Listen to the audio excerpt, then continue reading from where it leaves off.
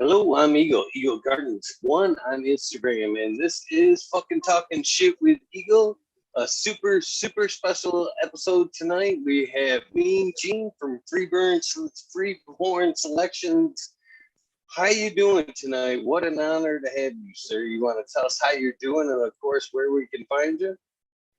Yeah, doing good, man. I'm Mean Gene from Mendocino on Instagram, and there's another page, Freeborn Selections, too, but I don't check that one as much. So um, the other one's the good one, and it's on private, but I accept everybody. But it takes a while because it takes so long to push the button on everybody, But I let everybody in and kick some people out, and if you're waiting on getting let in, it's just because there's just it's just they make it a pain in the ass. You add some and it stops, and then for some reason they give me I add the same people like 3 times, and anyway, but yeah, that's what I'm on there.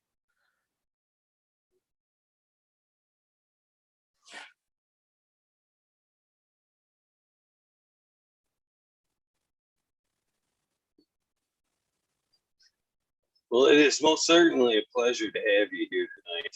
Tons and tons of respect for you and what you've done in the cannabis community, and it is a huge honor to have you here tonight. I just want to get that off right first and foremost. What are you smoking on tonight? Right now I'm not smoking on anything, man. I just came in from digging post holes in the rain. Actually, came straight in and cooked up some spaghetti and came straight in. So yeah, not smoking anything at the moment. I've been going through these old Northern Lights haze. I think they're like F3s at this point, and I gave a bunch to Skunk Tech, and he ran through them and threw me a bunch of sacks. And I've been trying to make sense out of which ones are the ones that really got the good buzz on them. And some Chem 91 headband. He did a headband reversal, did some Chem 91 and some triangle cushes. And those, I've been going through those bags lately. That's been my go-tos, because we're trying to figure out what to keep and what to throw away. And so those ones are cool, all potent stuff. So a couple of the Northern Lights hazes are a little bit, there's not a whole lot to them, but the best ones are really good. So it's cool getting back into some old ones. So that's the smoking program right now.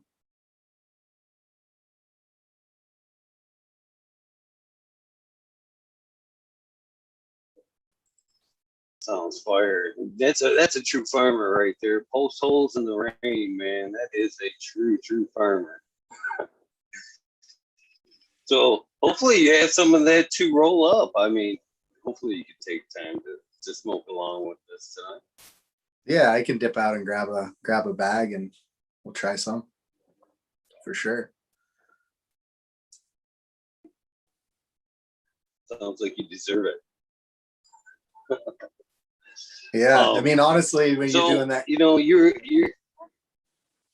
No, go ahead, man. It's there. I think we got about 3 or 4 seconds. I think we got about 3 or 4 seconds of latency on it. So it'll be tricky. It's like talking on a fucking CB or something, but we'll be all right.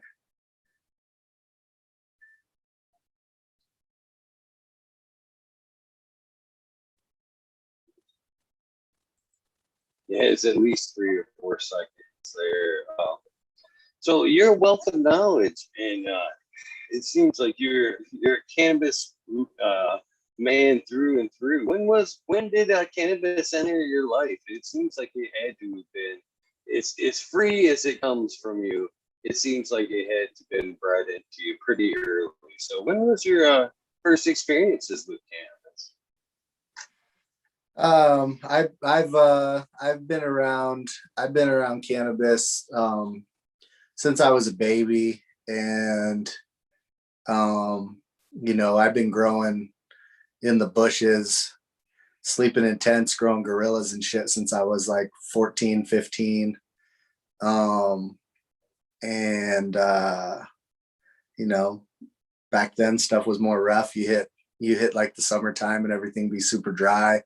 You know, I've scraped fucking pipes for resin and down tubes and shit to get some shitty resin smoke, and smoked fucking uh you know, shake that's been already keefed 5 times, and tried to hotbox the Chevy with my buddy, and fucking done all the bullshit you go through as somebody who's hard up too, you know. So it was like you get harvest time was good back in the 90s, and then it would turn you know, it would turn dry. So, you know, at this point, like that's like, you know, sharing weed, giving weed away is like the coolest thing to me, because I can, you know, I can remember at the times when it was like you're like looking for something, like, you know, everybody now bitches about, oh, this strain or that strain, or this one's done like this or that one's done like that. But I remember back in the days when you're like, fuck, this is definitely weed right here. Like we're lucky we got something going on to smoke. So yeah, I mean, my experience goes back like that, back to being real young. You know, I've been smoking since I was like, first time I smoked weed, I was probably like 8 years old, and like fake hit it and didn't really get high. And then first time I got like straight up overwhelmed panic high, I was like 10. And then almost got caught by my mom coming home early, super high, like laid in bed and acted like I was sick and shit, you know. And then like that kind of scared me for a little bit. It was like, oh, I don't want to get caught smoking, and you know, it's this vague, it's like a vague anxiety. Like I don't know what would have really happened. My mom wouldn't have done anything to me, but I was still scared about that. And then started smoking again. You know, here and there shortly after, and then probably been smoking every day all the way from when I was like 14 years old, like every day, all day, like waking up and going to sleep with weed, until I had a kid, and then slowed down and didn't smoke as much. And you know, now I smoke, like I don't even smoke necessarily every day, but I try to smoke every day to keep my tolerance normal. But I don't smoke as much, and I kind of like it, you know, because now when I smoke, I get fucked up. I get really fucking high, and then if the weed's not that good, I don't get that high. But if it's good, it grabs me, and then I really know. So you know, I kind of like that. But I'm always trying to smoke more and more to get my tolerance back leveled out. But it's just a matter of, there's certain shit you got to do. Like I don't know if people, you know, like for me, like having a kid, I'm always like, damn, is he gonna fucking fall off the ladder or some shit? Or like I get high, I get paranoid, you know. So I'm always trying to kind of be on my toes and be like operating at full capacity. So you know, like I'm not as heavy as a smoker as I used to be, but I still like to smoke some good bud, you know. Still smoke regularly, but not from sun up to sundown anymore. So So you think that paranoia is something that you grow into? That's something I hear more and more of as I grow older. You know, I've got friends that like, man, I can't smoke as much as I used to. It just seems to give me anxiety. You think that's something like an allergic reaction or something people grow into, or I don't know if it's like that, if it's like physical like that, but I think like if you have more responsibility, I know like right now, I don't really feel like eating a handful of shrooms and just frying balls, because I'm like, fuck, what if the shit hits the fan? Like I'm the one who's in charge now. When I was like 16 and shit, if something happened, it was like, oh, fuck it, whatever, you know, everybody take care of this shit. I'm a kid, like whatever. And now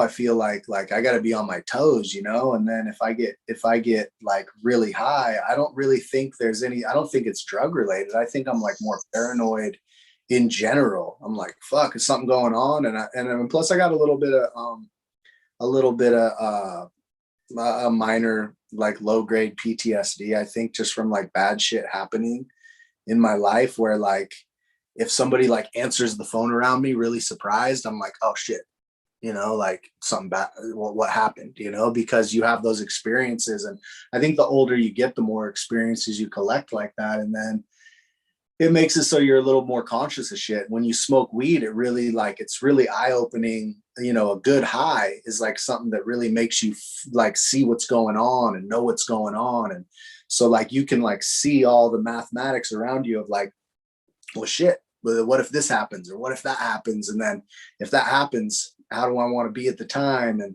so you're like, I think you just have more things to weigh in on when you're older. Like the older you get, the more you're like, damn, I'm the one who's going to have to like help people out if the shit hits the fan, or I'm the one who's going to have to protect us or whatever it is. Where when you're young, you're just like, oh, fuck it. Who cares? You're more careless and carefree and everything. But, I don't know, man. I mean, it could be something having to do with age. I know that's common, but I feel like a lot of it just has to do with like kind of like your station in life and who you're supposed to be and your expectations of yourself and shit. Like for me, I'm just like, you know, like when you know, when something really goes down, I'm like, okay, I want to be sharp. So, I honestly, as funny as it is, like I think really being high probably makes you more sharp, but it also makes you sensitive to that, knowing that that's how you're supposed to be. So I think people probably just kind of they kind of have a little more self-aware. So when you get high, it's a little easier to get introspective and fucked up in your head. But it's definitely a common thing. I know people get older and then they're like, oh, dude, ever since I turned fucking 35 or ever since I turned 40, I can't fucking do it. And yeah, I don't know, man. It could be, I know your brain shifts. So like when you're young, all the way till you're 25, you have the part of your brain that controls rewards is really in control. So you're all about rewards and you don't care that much about punishment. And when you're older, you're more concerned about what the punishment is and less concerned about the rewards. Um, so like I think it's natural to get to a certain point and be like, oh, okay, well, here's the bad shit that could happen. And you're a little more focused on that. And we've evolved that way because it's practical as a species for like the younger members of the species to be like innovating and trying new shit and fearless and just like, you know, jump off the cliff and see what happens. Whereas when you're old, you're like, you know, it's more practical for the survival of the species for older, you know, members of our species to be like, okay, like we got to weigh this out. We got to figure out what's really going on here. And if you have both, then you get a lot of progress and you're able to preserve it. If you only have everybody trying to do innovation, then it's just a fucked up free for all and people are doing crazy shit and that's it. And if you have only older people who are all about, you know, like keeping everything in the status quo and trying to make sure everything's preserved and perfect and shit, then you wouldn't have any innovation and then you get fucked too. So it could play into that too, you know, as far as just our brain chemistry. But yeah, I don't know, man. I know for sure, like, you know, I kind of like the fact that I can get so fucking high now if I don't smoke that much. And then I can smoke like I smoked some TK cross Cuban Black Haze. And I was here hanging out and like a fucking bumblebee flew into my house and was up buzzing in the light. I was like looking at it like, damn, this poor fucking bumblebee. And if I was sober, I'd be like, fucking bee, like, you know, maybe get the fly swatter or maybe try to like get it out of the house or something.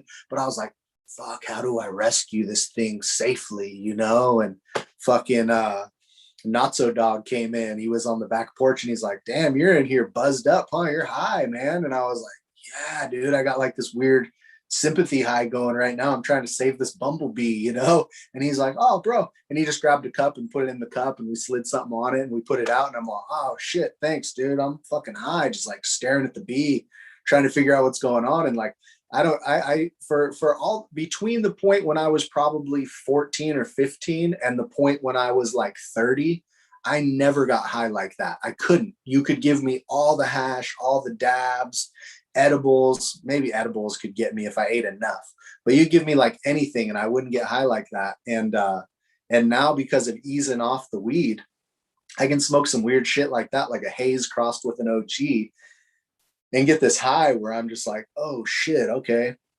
I feel like high as a youngster again. So I don't know, like maybe it's all the same all the way across, and it's just all about like what you got working in the background of your brain as far as your lifestyle. But I think that'd probably be probably a mix of the two. I don't know, man. You know? I definitely like your reference to, uh, being a kid and, high as a kid and then later on in life. I think that you could be right there. And I see in chat there, Bingus is suggesting a little bit empty and the latter. And I think that could be a little bit of what could be going on there. As a kid, you don't have those worries.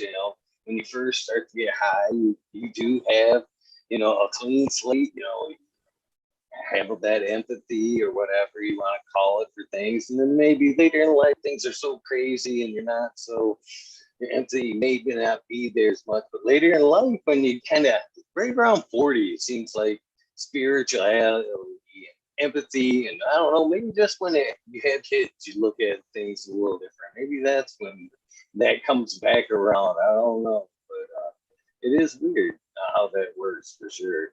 And I like that philosophical high. Be honest with you, there when you're checking out the bumblebee and just kind of inquisitive on nature, how it works, and all that shit. Some of the best poses right there. To be honest with you, that's almost like forest bathing time right there. Observe what you're observing, basically. Yeah, it's true. It's a trippy thing as far as those kind of highs, because when I smoked all the time, it was like that's something you got to get from a different drug, because weed doesn't do that. Weed kind of makes you feel normal. It makes sure you're kind of on an even keel. You don't worry too much. You don't get too bitchy at people. You kind of just rounds off your edges and you're cool and smoking weed all the time and everything. But um, it's cool to be able to feel the high on weed that really grabs you, and like you're like, okay, I'm fucked up right now. Like this is not normal, and you're a little out of your element. You kind of like treading water trying to get through it, as far as just like, okay, try to be totally normal, and you can't. Whereas like when I smoked constantly, I always just kind of had this high that was like, yeah, whatever, like if shit was really potent, the most hardcore thing that ever happens is you like fall asleep while everybody's hanging out, and you're like, whoa, shit, okay, that was heavy duty. Like the first time we smoked White Shark, we were supposed to go play a poker game, and poker was at like 9 and we smoked it at 7 or something, and we all woke up at like 3 in the morning going, holy shit. But like that was like the all that we could really do to get higher was like get super sleepy or super starving or whatever. And now when I smoke, like I'm gonna get a high that actually you get like something out of. You might have some realizations, or it might really give you a new perspective and kind of like help out. Like I notice if I don't smoke for a while, I start fucking up. Like I don't do things really. I'm not really on point with everything. I can like not smoke for a couple days and like go out and look at stuff that's getting close to harvest, and I'll be like, dude, you thought this was close to harvest? This has like 2 weeks. And like I would have been looking at it going, oh no, this is any time, this is really close. And then on smoke, and I'd be like, dude, fucking tripping. Like, what the fuck? So it's actually like sobering, to smoke some weed. But yeah, it's a trippy thing to get those differences. And as far as the age goes, like it's interesting because when I was younger, I was way more like self-conscious and worried about like, oh well, what am I, like your identity or whatever it is, and all this shit. Now like I really don't give a fuck. Like if like I'm doing all right and I feel like I'm doing all right, like cool, But I remember being like in high school and being like, fuck, am I doing okay? And what am I gonna do? And am I fucking gonna live up to my potential and all this shit? And like, these days I'm 40, I'm about to turn 41 in a couple weeks. And I'm just like, I don't fucking care. Like, I'm just doing whatever I'm doing. And you talk to people who are really old and they're like, it doesn't matter at all, dude. Just fucking do you, feel however you want to feel. And so that kind of, I feel like it's a trade-off. Like I don't worry really about myself at all anymore, or like self-image or whatever it is. But then like as like a family guy, then you start to like, that starts to go like to like your kids, and then you get high and you're like, oh shit, okay, like, man, like, was, like, am I doing good with that, and all that kind of stuff. And it's weird because it's a weird trade-off of like adult versus a kid, but it's all hella interesting. And weed, it like gives you a little, it's almost like putting a microscope on your existence, and you realize kind of what's important, and what you value and shit. It's definitely a valuable tool for that.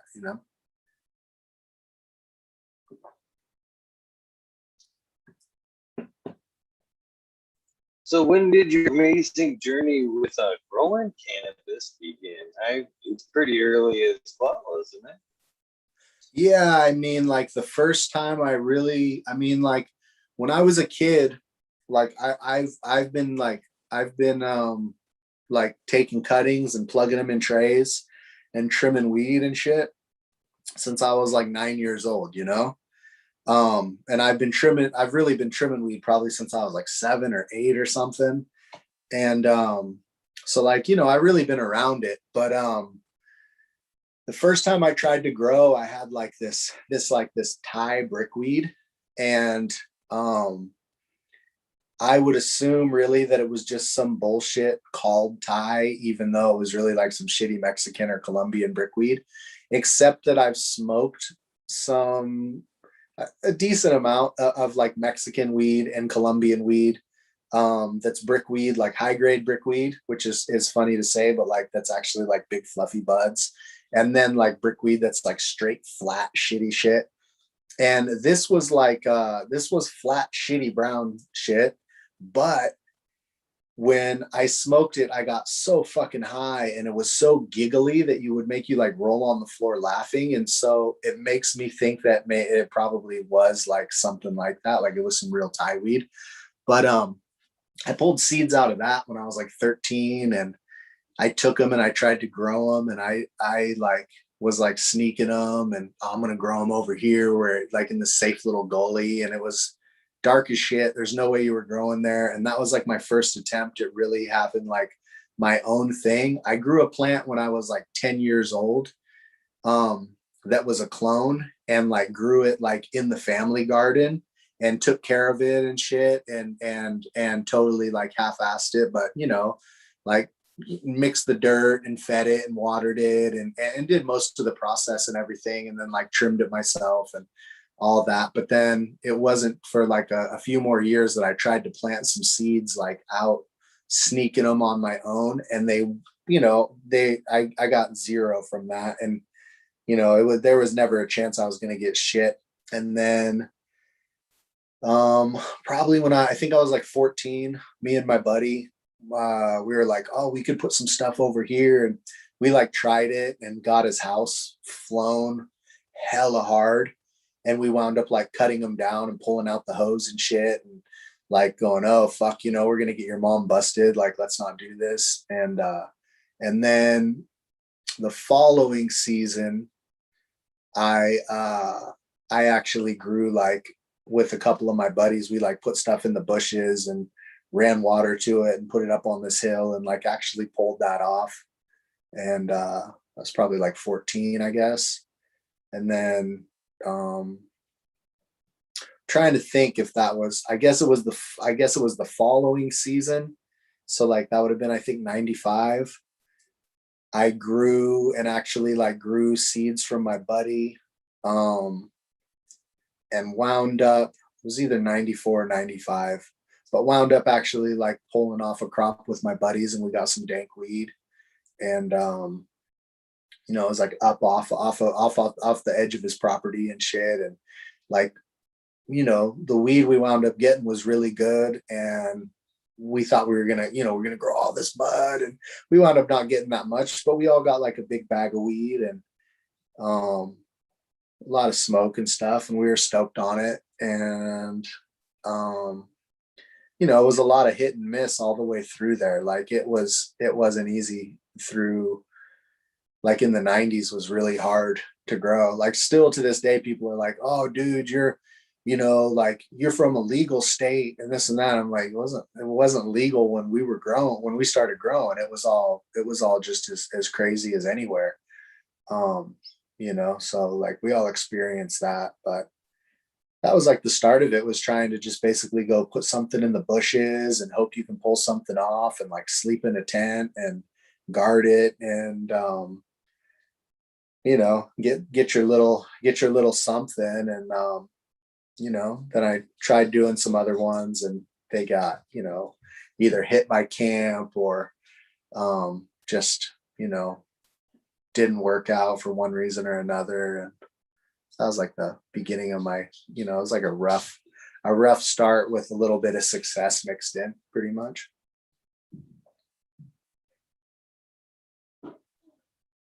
Sounds like pretty much all outdoors in the beginning then. Yeah, I think so. So what was that first flavor profile that actually kind of set you off to where you were like, wow, this is actually good fucking weed right here. What was that? What was that? And what was the flavor like at that point?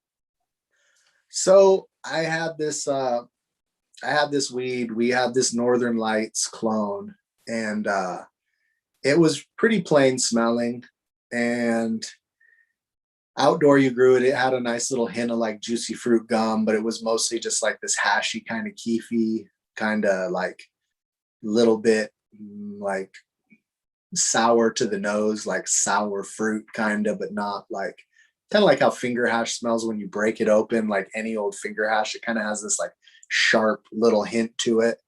And I had it, and I'd been smoking it, and I'd mostly been like taking like a little bit of bud shake, like a little bit of the close leaf, and like rolling joints and smoking it like in pipes with my buddies, like hot homemade pipes with like aluminum foil fucking screens, and like just bullshit, and you don't know, you're just, all you know about it is it gets you high. So we're getting high. And then I started hanging out with my buddies, and like I had like moved away for a little bit, and then I moved back. When I moved back, I started hanging out with my buddies, and we were out in their neighborhood, and we were like camping in his yard, and I had like some little buds, and we rolled them up and we're smoking them. And my buddies are like, one hits it and he goes, damn, that's tasty. And he hands it to my other buddy, and he hits it and he goes, damn, that is tasty. They're like, shit, you got some tasty bud here, like, and I was like, oh, cool. Okay. So like I hit it.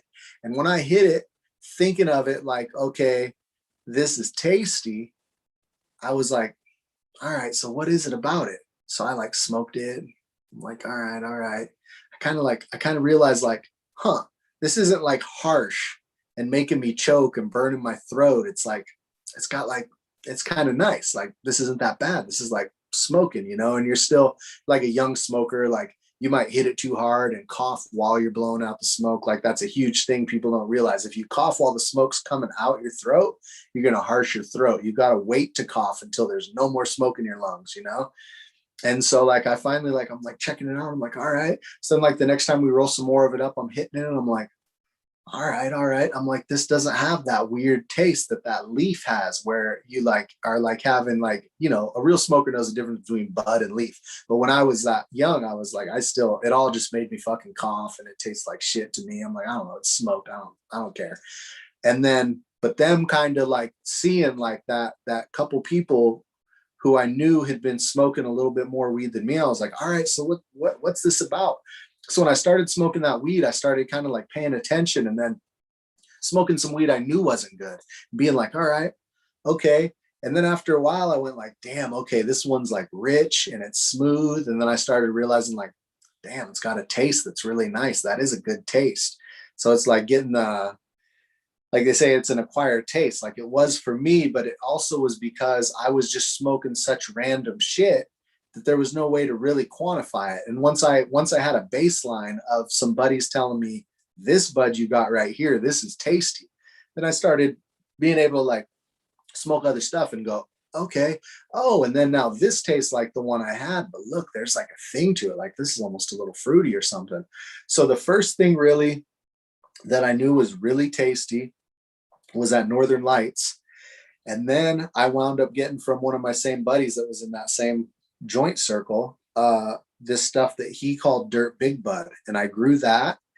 And when I smoked that, I was like, oh shit, like this is just undeniable. This tastes so good. And it's so like the smoke wasn't smoky. It was more like steamy. And it was like coated your mouth with like a grease that was like pleasant, like butter or oil. And I was like, damn, okay, that's crazy. That's really bomb. And those were like kind of the early ones that I can really remember that stick out, that were good. And right around that time period was like kind of, to me, one of those like golden eras of weed, because people had all learned how to dry it really good. People had started dry trimming. People like had all these different seed varieties and had shared them just enough that people had a little bit of different stuff. And right in there was like when it really like took off, where I realized what flavors were and stuff.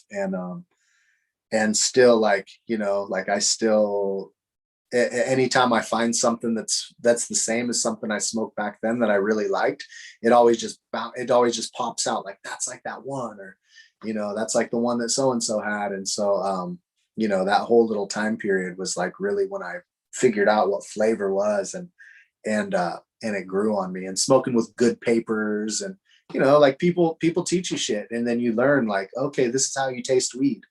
And so that was, you know, that was the whole beginning of realizing like, damn, some shit's good and some shit's not.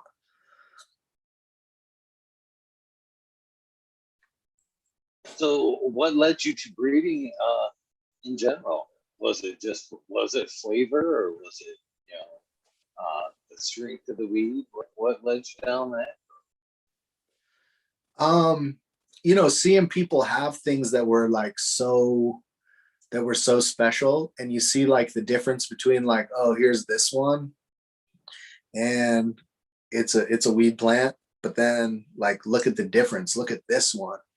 And then like talking kind of to the old timers who were like, yeah, well, we, you know, we got this one from here. And you like show them some weed, and they go, oh dude, that's just like the one that we got that was this. Or so and so had one that was like this, but you can't believe it, this, like, this one's crazy. And it's never been around since, but, you know, everybody talks about it, and like all this kind of like legendary stuff. You realize like the difference between the different ones.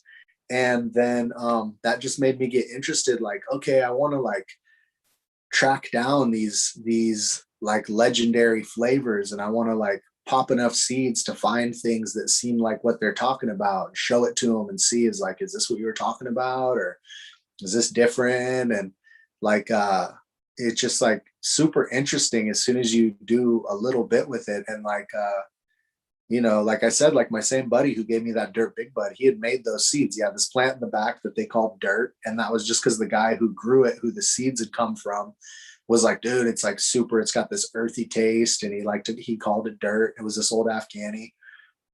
And then his other buddy had this Big Bud line that was different than the other Big Buds that I've seen, and it was just really sweet and killer. It was like really, really good weed.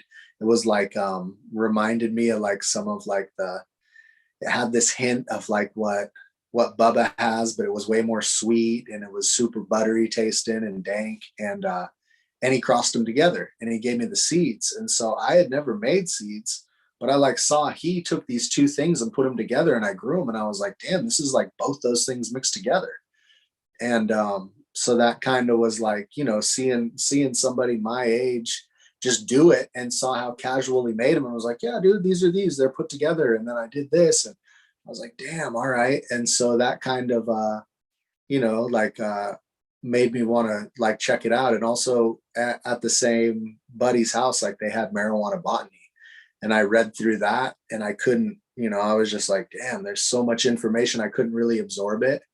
And it really went into like, okay, here's this, and here's that. And I was like, wow, well, when we grow these seeds, we see these things that kind of look like these pictures. There's one that looks like more like this one, and one that looks more like that. And it's like, damn, a lot of these cool, like legendary things, like that's what everything's made out of. We have them around here all mixed up, and different people have different stuff. And so it just like, piqued my interest. Like, all right, there's gotta be a lot to do with this. And then, you'd like see something that was just crazy, and you couldn't get it.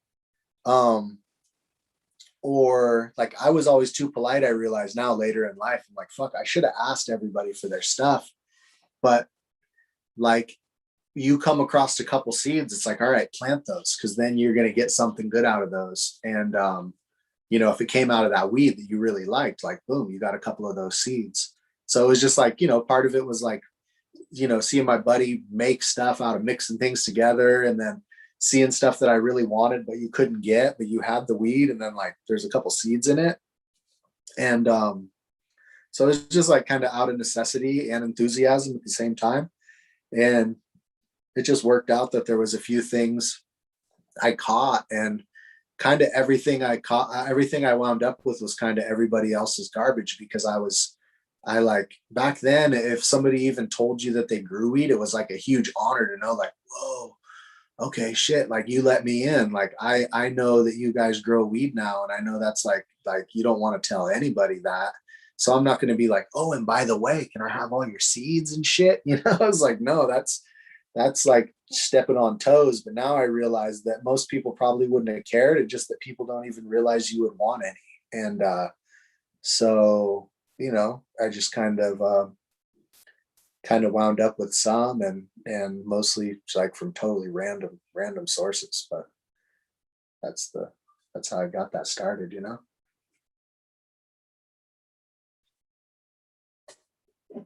I can't help but ask. You do seem like a very nice, respectable dude.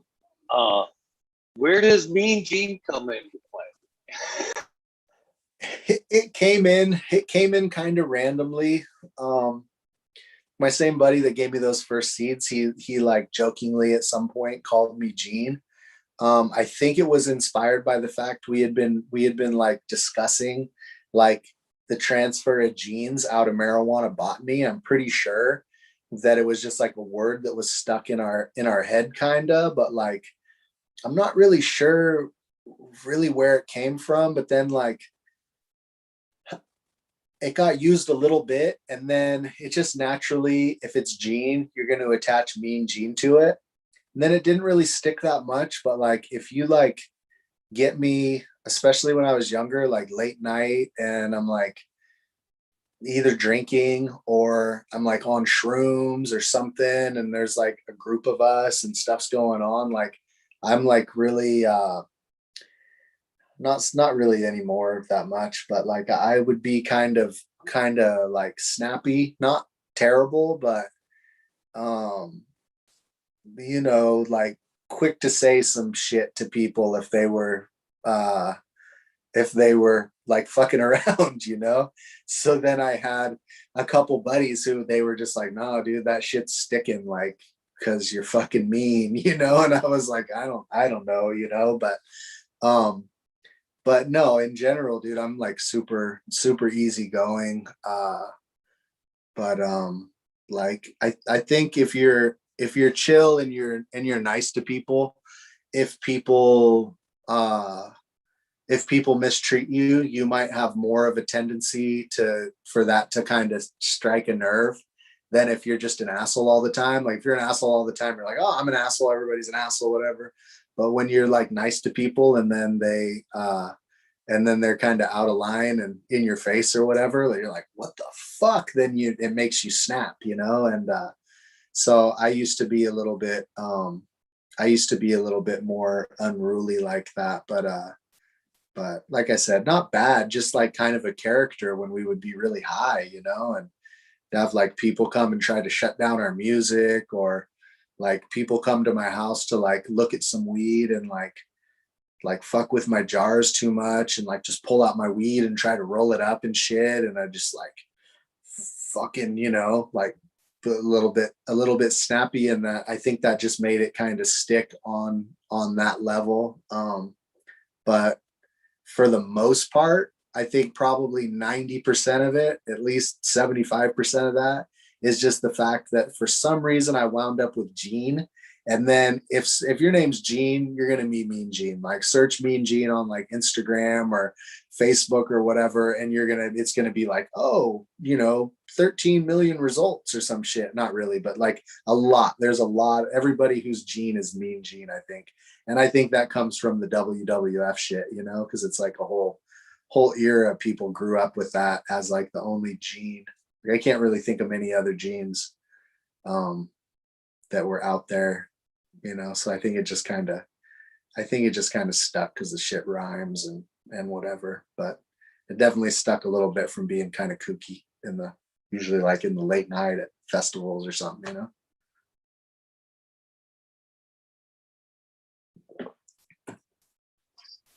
We got a couple questions here, Chad and I, will get out of here before they add up too much. The Big Kush would like to know which chem dog is your favorite? Which chem dog? Yeah. I like Chem 91 the most. And most of the chem lovers that I know like the D the best because it has a certain kind of potency to it. But I'm not like that. Smell is honestly really similar to some stuff that we had that was kind of like common and we didn't ever know what it was. It was kind of like when people say like Mendo Blendo or whatever, where it's just some mixed seed that people have. It would like pop out and it would be like musky and deep and gross. And you'd smoke it and it always that for some reason weed with that smell. I've never come across that deep musky funk like that and not had it be really fucking potent. So I think they all have maybe one ancestral Afghani line or area or something where it came from that's all in that, because it used to pop out of just random shit here. And I'd be like, whoa, this one's so potent. But, it smells like shit, And people love that. They love that. But for me, I'm like, it's cool. I like part of the smell, but I'm not that fond of like the kind of poopy musk that it has to me.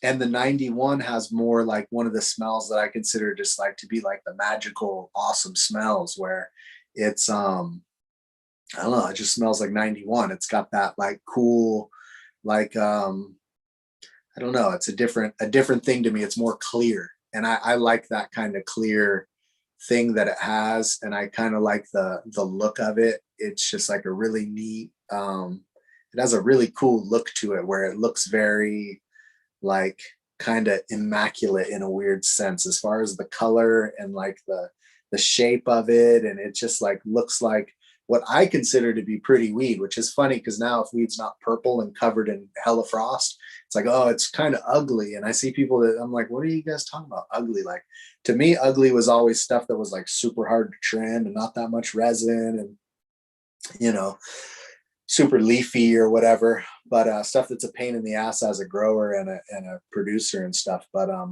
I like the 91 and I love how it has those cool round nugs. It reminds me of some stuff that my buddy had that was from this lady named Madeline. And so he just called it the Madelines. And it's just that those round buds were right at the top of the bud. There's like a star because of the way the bracts stack up, and so that at each tip, and it kind of all weed has it, but some it's more pronounced and visible. But but that one I really like that. Like to me, that's really crazy. Whereas the Chem D, like I understand why people like it, but it just doesn't resonate with me as much. And then some people like the 4 the best. I don't know if I've ever seen like real verified 4, but I know kind of the type. And to me, that just doesn't, that's not in the runnings with those. Like I would put that like in, behind the other 2. But I like the 91.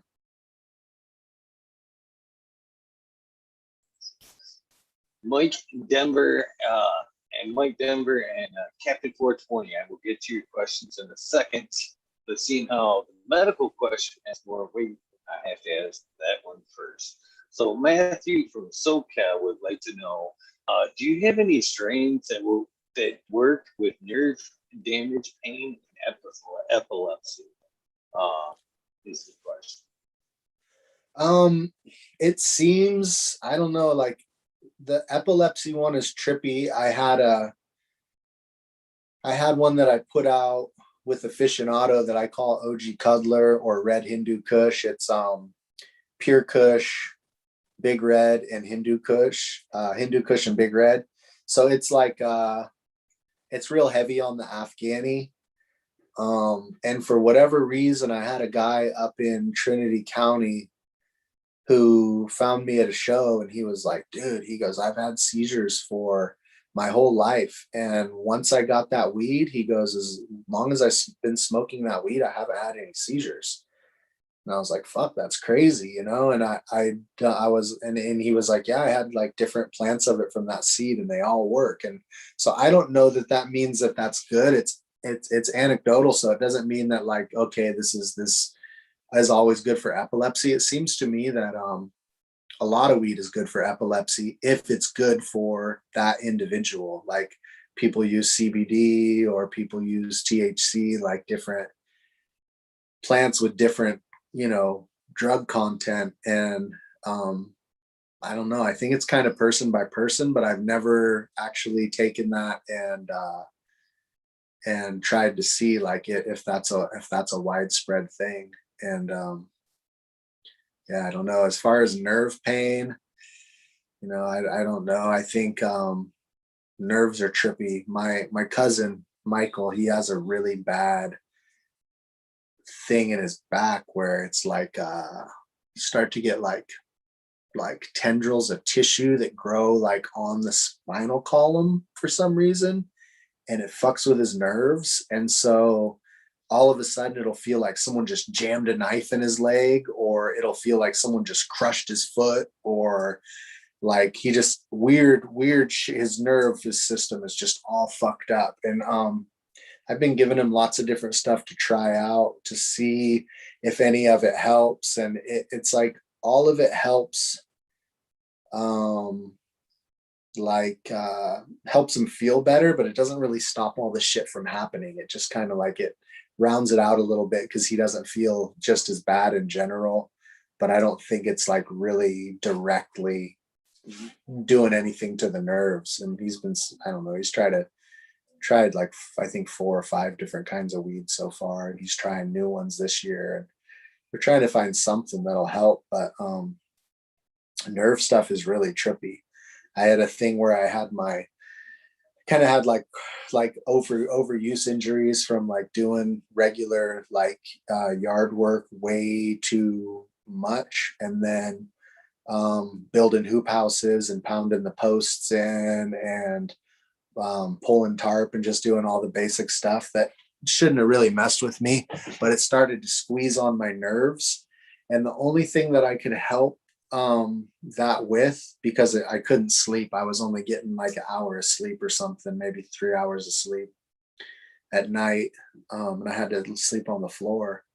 But the only thing that really helped with that was just something that made me really fucking sleepy so I could sleep. But it didn't, nothing really seemed to, like, nerve pain is a motherfucker because it's just so like it's directly the thing that is giving you the pain. Whereas some things you can treat, you know, but that's the only thing that really I could find that would really help with that was ice and just fucking ice packs, you know. So yeah, I don't know about with nerve pain. I think it all depends. And I would try everything, but what it got down to me was I was smoking like 3-year-old cherry limeade because it's super sleepy, and I would just smoke the fuck out of that. I'd wait until I got tired already, then I would smoke that really hard, and then I would just like basically go lay down and hope that I could get more than, you know, a couple hours of sleep, and it would help with that. But yeah, nerve stuff, it sucks, man.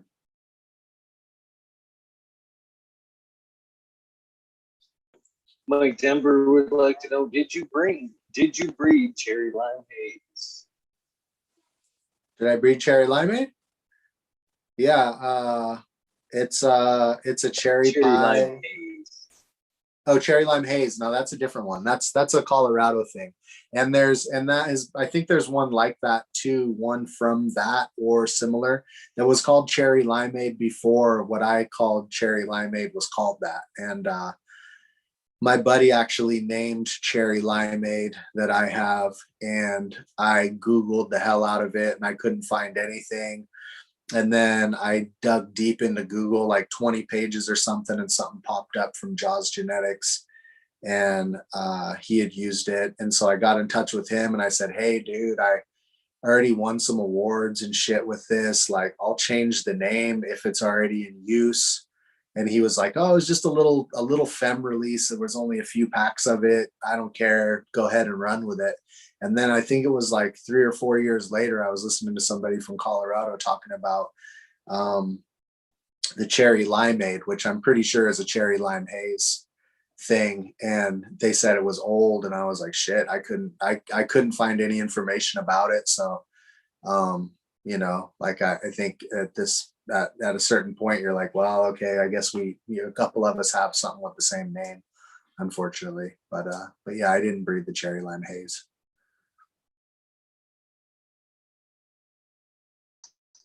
Could you tell me how the legendary strain of Black Lime Reserve came to be? So Black Lime Reserve was across of my Lime One clone. That's the mother, and the father is Chem Dog Special Reserve from Leo Stone at Aficionado. And what happened was, I met him, and at the time his girlfriend Elena, and they had won an Emerald Cup with Chem Dog Special Reserve, which is like a Star Dog, Chem 4 Star Dog, or something similar to Chem 4, a clone that was like maybe a one-off. I'm not sure. And they gave me a jar of the weed, and I looked at the weed and I was like, wow, this actually has a really similar look to Lime One. At that point, it was a little bit old. Both the samples I had of the lime and that were a little bit older, but I was like, wow, they probably mixed together pretty good. And the Chem Dog Special Reserve had a really killer high, was really strong. It was like a good representation of the chem because of that. It started with a Star Dog and this other thing that was either Chem 4 or real close to Chem 4. And so when I saw it, I was like, yeah, this would be these would probably make a cool cross. And so I got some pollen from Leo and I put that on the Lime One clone. And then I put it on a few other things. Put it on a cherry limeade, and that was what he used to make cherry noir and white cherry truffle and a bunch of the newer releases that they have. That all comes from that stuff. And the Lime One is Hollywood Pure Kush crossed with Black Lime. And the Black Lime was an old thing, and I've gone over this on different things, but it's basically like it's real Northern Lights heavy. It has on one side a Northern Lights Afghani Burmese, and on the other side it has a Northern Lights Afghani Oaxacan. And so those the one with the Oaxacan, that was actually the Afghani Oaxacan, which the guy called Oil Can and Stoil. That was put onto the Northern Lights, and then he took a male of that cross and he put it back on the Northern Lights, and he put it back on the Northern Lights, and that was our Northern Lights clone. And then he put it back on the Northern Lights, I don't know how many times, but then we wound up with some seeds out of his weed. And my buddy bred it a couple times. I got it back from him. I bred it. And and I crossed it with that other thing, which had the Burmese in it. And so I put those together, and then I took a male out of that and I put that on the Hollywood Pure Kush, and that's what Lime 1 is. So the Black Lime Reserve, that's where it came from, was from that Lime 1 clone that I had kept and had for a couple of years at the time, and was like my favorite weed. And then the male of that Chemdog Special Reserve, which was bred by Shiloh Massive and Leo Stone, and right in there around 2012 or something. And that's pretty much the whole story of what that was. It was just an F1 made with a little collaboration, and it came out cool. Ted Westport has a good question. When you started making seeds, was it to make seeds, or were you searching for a specific trait? When I first started making seeds, I started making seeds just to keep something. So originally it was just a matter of wanting to make more seeds of the things that I had. And then if I didn't have like the male of what I had, or I had already killed the males, then I would use the male that I did have that I thought was the best match. And then I started doing, making hybrids like that. And so sometimes it was like, okay, I really want to make these hybrids. And sometimes it was like, all right, I only kept one male and I have these really nice plants, so I'm going to put the pollen on all these different things. And so that's how it wound up. And still to this day, it's still the same thing. Sometimes I have something and I'm like, all right, this is too, I can't keep all the males. So I kill the males of certain things. And then I go, okay, here's the best male that I could have for this. And other times I'm like, okay, I have this clone or I have this seed line and I really want to cross it with this other thing. And I do it like really with intention. But the first seeds I ever made were made to have more seeds of the same thing pure.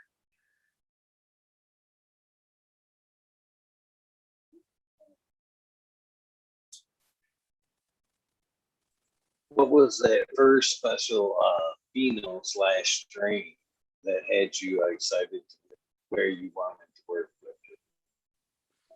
So I guess what strain, what pheno?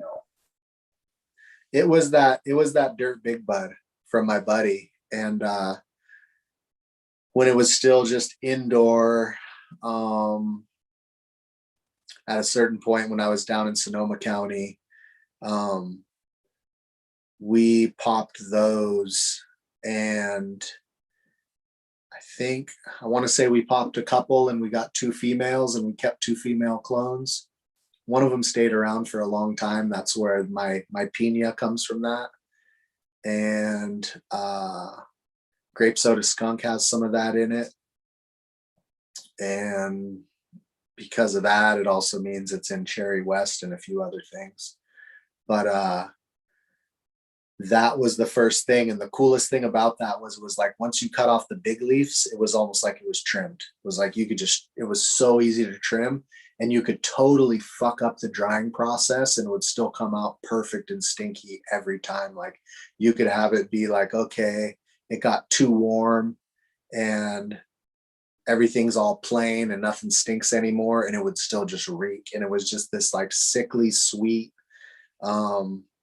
grape, bubblegum, caramel, butter, popcorn ball, like crazy, just like candy corn syrup, like really, really sweet and dank. And it just tasted so good, and it wouldn't mold, and it totally supported itself. And it almost, like I said, you almost didn't have to trim it. You like cut off the big leaves and it was just already just grew like that.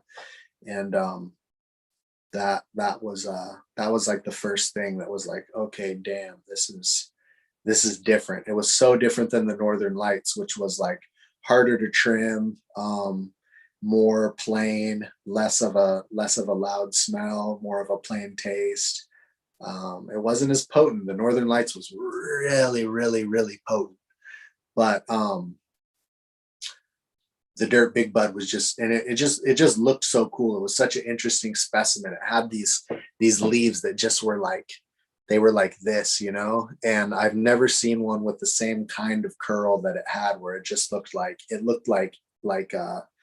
like bird claws or something, every leaf. And people be like, is it burnt? Is it overwatered? Is it too cold? What's wrong with it? And it just grew like that. It was really, really cool. And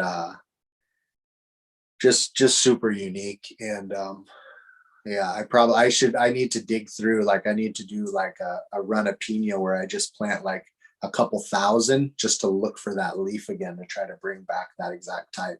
But the smell of my pina, when it's the sweetest ones, like the ones I released with the purple stem, it's really close to the same smell. Like anybody who smells that, it's the original source of the dirt. I gave some to him through somebody else blindly to have him smell it. And when he smelled it, I told them when I gave it to him, I said, give it to him. And when he gets it, he's going to go, ooh, that's some good dirt. Just like when I first grew that shit in 94 or 95, and they gave it to him and he smelled it. And I was like, what did he say? And it was like, exactly what he goes, ooh, damn, that's some good dirt. Like it's still the smell, like a guy now who's like, whatever, 70 or something, can smell it. And he hasn't smelled that smell since the mid 90s when I showed it to him the last time. And he's like, there it is, so it's there, but the plants are totally different. So, but that was the original shit. So that's why that smell is still so special to me.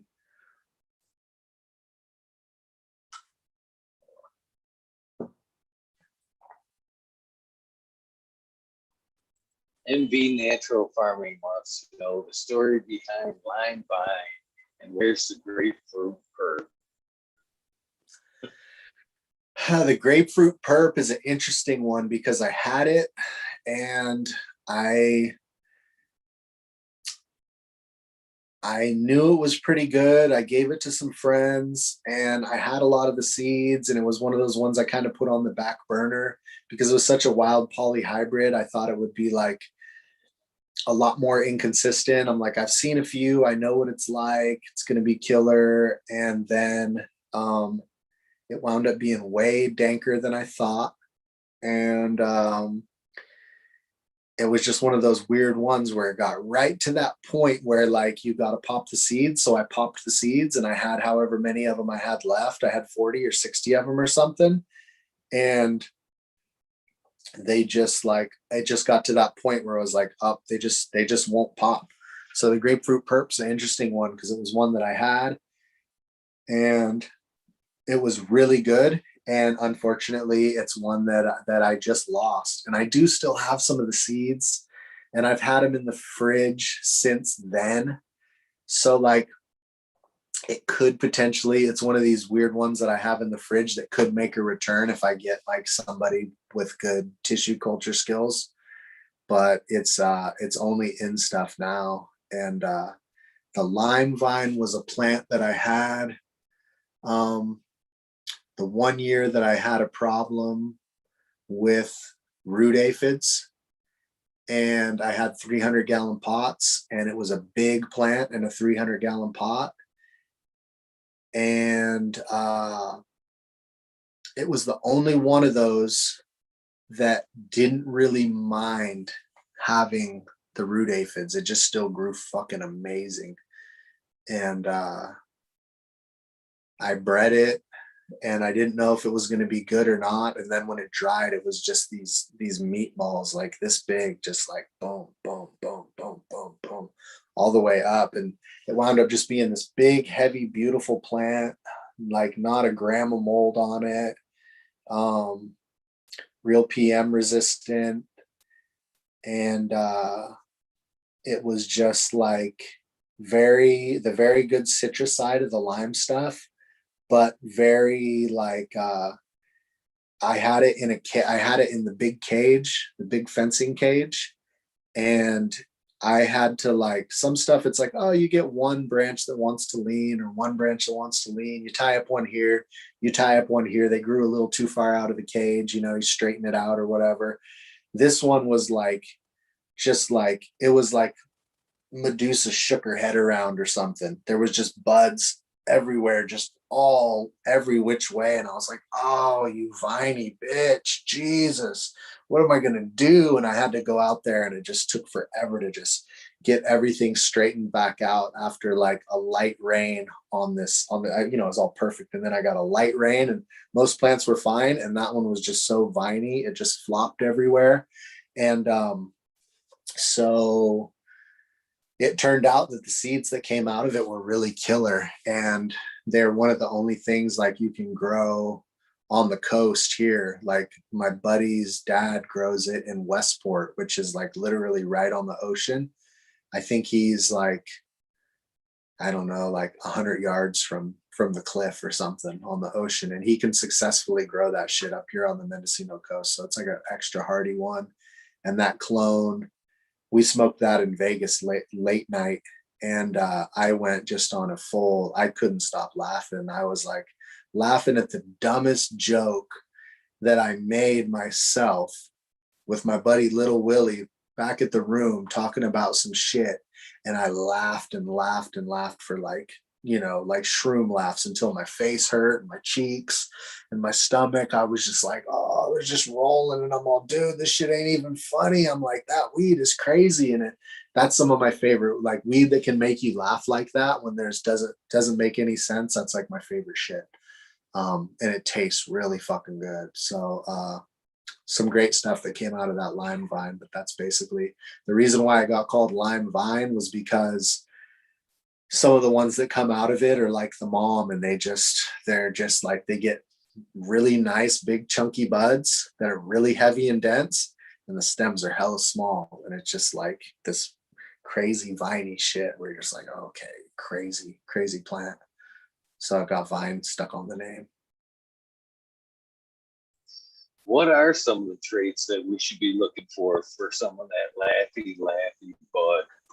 Man, I know myself, I remember the pines being the laughy kind of herb. That's what I associate with that kind of laughy bud. Is there a certain herb that you associate with the laughy weed like that? Um, Yeah, I mean, that one definitely has a lot of pinene in it. Like lime has a lot of pinene and it doesn't smell that piney, but the plant itself smells really piney. Um, so like I could say that might be like a common thread there. But I mean, overall, like I really don't know. It's just every once in a while I smoke a plant and like, you know, you get the giggles and it's like, you know, everybody gets the giggles. So yeah, I don't really know what to select for. I mean, there's just certain ones that do it. I know that you're not going to get it from a lot of the dull popular weed that just has those more dull highs. It pops out as some of the more you know, what's considered to be like old school, but it's, I mean, all everything like that's what's funny is when people look at like, oh, this new hype bullshit or whatever. It's like that's the same old, it's the same old Afghani based shit people were bitching about in 85 and 86 and 82 and everything when everything switched over to being those like purple sleepy indicas and stuff. They have duller highs, you know. But and it's just interesting because some of the stuff I get the giggly stuff from, it's still in some of those real crazy broadleafs that everyone thinks of as sleepy. Like they're not all like all indica isn't just like indica high. Some indica has a crazy, racy, laughy, lay on the floor and feel crazy high, and some of the real narrow leaf shit too is just like some bullshit and dull. But yeah, you just have to find those certain plants, and then I mean once you get your hands on them, you hope like you wind up with a clone of something that actually has that effect. And that's one thing that I like about a lot of the stuff I've used as males on other stuff is it lends a little bit of that. The lime doesn't necessarily, it's not necessarily giggly, but it's very feel good. And like the jarro has a lot of the more kind of giggly stuff in there. And then of course, you're not going to get the giggles if you feel like shit. Like you kind of got to have the right vibe going and everything. Um, but it's definitely still, there's definitely stuff there's a lot of stuff that just cannot do it. It doesn't have the ability to do it. And then there's stuff that like, okay, it'll catch you when you're having a good time, and it'll really kick that up, a notch. But yeah.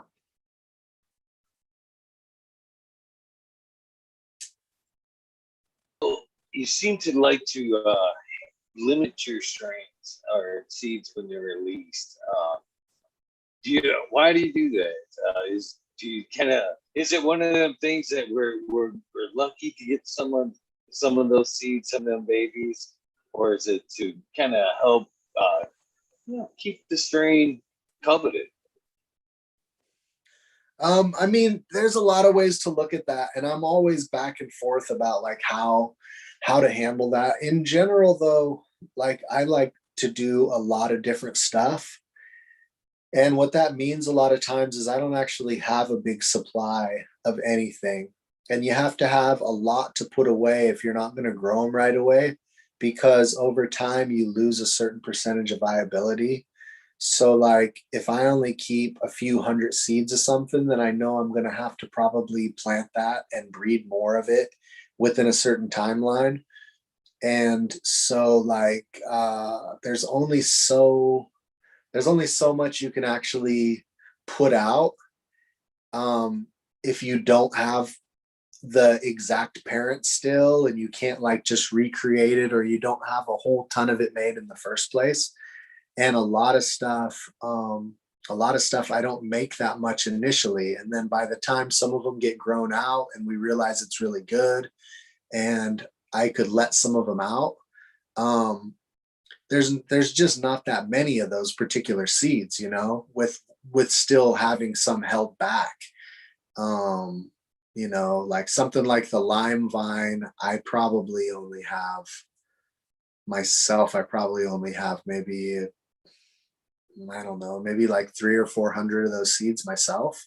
So like if I don't breed those in the next 5 years again, I run the risk of that just being like, okay, well, those are no good anymore. They could last 20 years, but it all depends on really how viable they are. And you don't know how viable everything pretty good starts off at 100%. And then some things after 5 years, you lose tons of viability. And some things after 10, you lose a lot. And some things are good for 20. And you can't really just judge that by looking at the seeds and going, okay, like everything is different. So, if I only had a certain amount of them and I don't have those to recreate, then I have to hold on to a certain amount of them. And then there's other ones that either I think are not real, that I have a lot of, that I think like, okay, these aren't really ready to go out there because it would be too easy to turn it into garbage. Like if I'm going to put out a lot of seeds of something, I want it to be worked enough that if a bunch of people make a bunch of things with them, or they make a bunch more pure seed, it's going to be pretty fail proof. Like there's not a lot of things that can just pop out and be in the wrong direction. So there's you wind up with only this one kind of window of being like what really makes sense to put a lot of seeds out of. But for the most part, it's just because I don't actually like some people take like a room or a hoop or whatever, and they do it all one thing, and then they have this big bunch of seeds. But for me, I always look at that space and I go, in that same space I could have kept a lot of different things. And um so like, or not so much like totally different, but like there could have been um a lot of individuals from, like, it's lime, like, okay, I could do this one lime clone and make all these seeds out of this one lime clone. Or I could grow a bunch of limes from seed and put those in there and hit all those with that one male or those 2 or 3 males mixed together or whatever, and then have a bunch of different things. But then when you go to release it, I mean, some people would just mix all the seeds together and go, oh, it's such and such. And I know people have done that over time, but me, like, I want to know each parent. So it's this plant crossed with this plant. And if I only seeded a plant, you know, like in a 7-gallon or a 5-gallon pot, and there's all these different things, and it's like you wind up, okay, you have this one bag of these seeds. And so in most cases, the reason is I just don't have that many of the seeds to actually put out. And then I don't clone every male, I don't clone every female. So some things when I make it, it's like, if you got that, that's that version of it. And that is just all there is, you know? So for the most part, it's not because I'm like, oh, well, this is just too good, or this is, you know, not good enough. Like, if it's not good enough, I wouldn't put out any of them. And then if it's too good, I'm like, well, put some out, because then that'll give it a good name, you know? But then there's other things like, they're just not, they're like, you can grow them, but if you put that out and everybody grows them, it'll get a bad name, because it's just not that easy to grow, you know? So, you know, just comes down to what I have for the most part.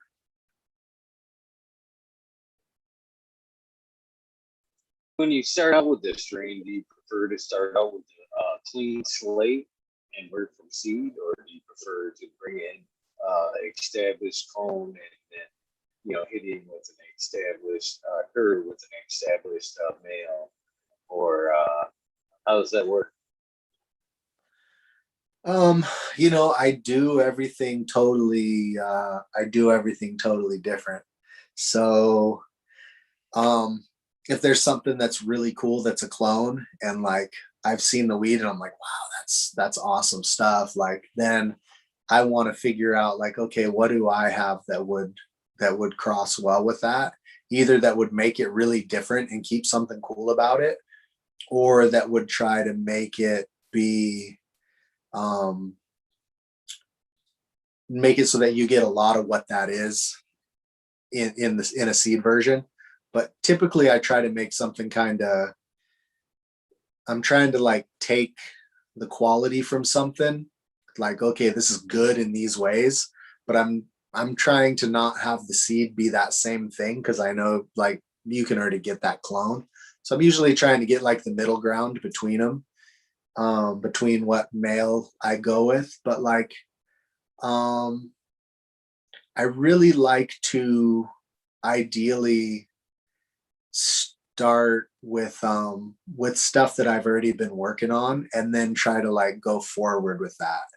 So I I do it all, but like my favorite thing is to pop seeds and get the females out of that, and then breed them with either something else I have, or but if I can, I like to have the moms be from my stock too. Um, that's the most rewarding, but it doesn't stop me from just taking in that same project going well, and I have all these other females that are killer from clone, and just put them in there, you know. So I do it all, but my favorite is to have it all be um from seed stock, you know.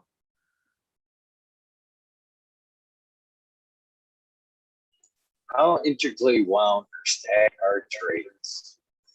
Basically, if you're breeding to remove something and you remove, say, you know, a certain flavor profile, a certain terp, does it like unravel a lot of shit? I mean, say, I mean, does it play out further down the line with just taste? Does it unravel, like, say, some other traits like pest man, you know, pest defense and stuff like that? So when you're taking stuff out of the strain, how much does it directly, you know, correlate the whole plant? So that's a trippy one. I mean, that's when you start to get way more into real like advanced breeding, and it's a little bit harder to figure out. So it depends. Like there's certain things that you'll discover go together, which in a lot of cases is cool because it makes it so you can look for it and find it. Um, I don't know. It's a trippy one. Like for example, like my grape soda skunk. I was never able, and this is where too, where you get into where you go, okay, because technically when you make a hybrid, things shuffle, and even though they're all um theoretically you should be able to find any combination you want. It just takes growing enough plants. But in practice, because growing enough plants sometimes is way beyond how many plants you yourself in real life can actually grow, then it might as well be the case that it's impossible.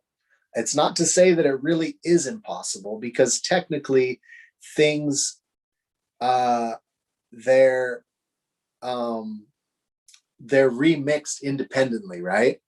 So like if you like say I had an example is I have grape soda skunk.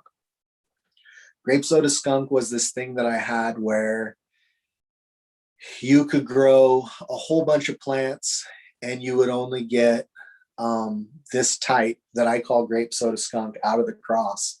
You would only get it rarely.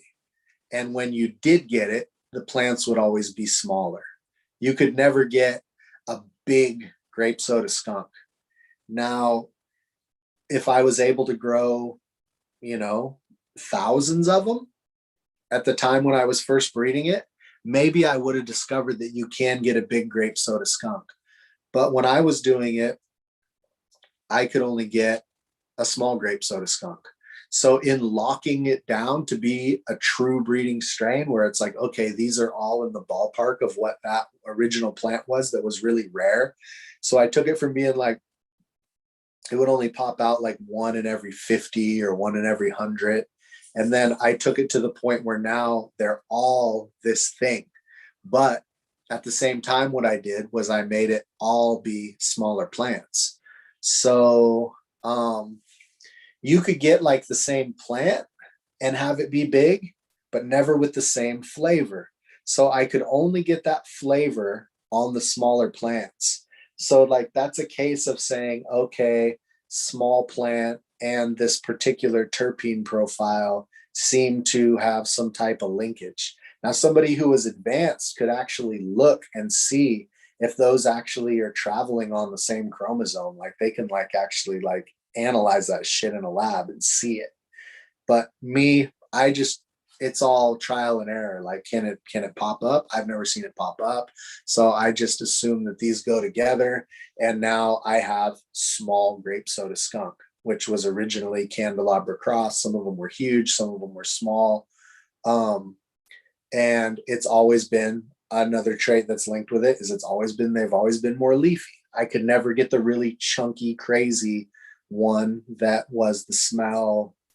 The smells on the big, huge, crazy ones, they were always more piney and different, and they were what I wanted those too, but I wasn't able to ever lock those down. And so that's just like an example. Like sometimes there's things are stuck together, and to say it again, it doesn't mean that it's impossible. It might have been totally possible, but it's very uncommon at the very least. And it could be impossible in this case, and I'm not really sure.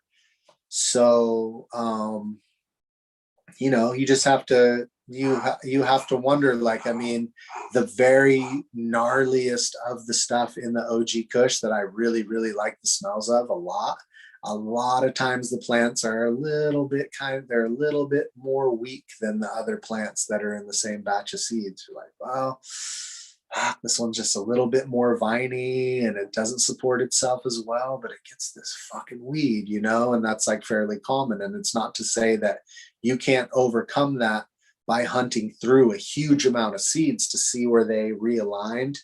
And because it's a biological thing, even if it's even if you can get to a point where you go, no, it's always completely linked, there might still be one out of a whole bunch where it's not, because there's always weird little exceptions and stuff that's alive, but you don't really know until you mess with things. And in some cases you might find that things are so stuck together that for all practical purpose you're not gonna get them apart. It's just you're not gonna get a big grape soda skunk. In my case, it's like grape soda skunk's fucking small, you know.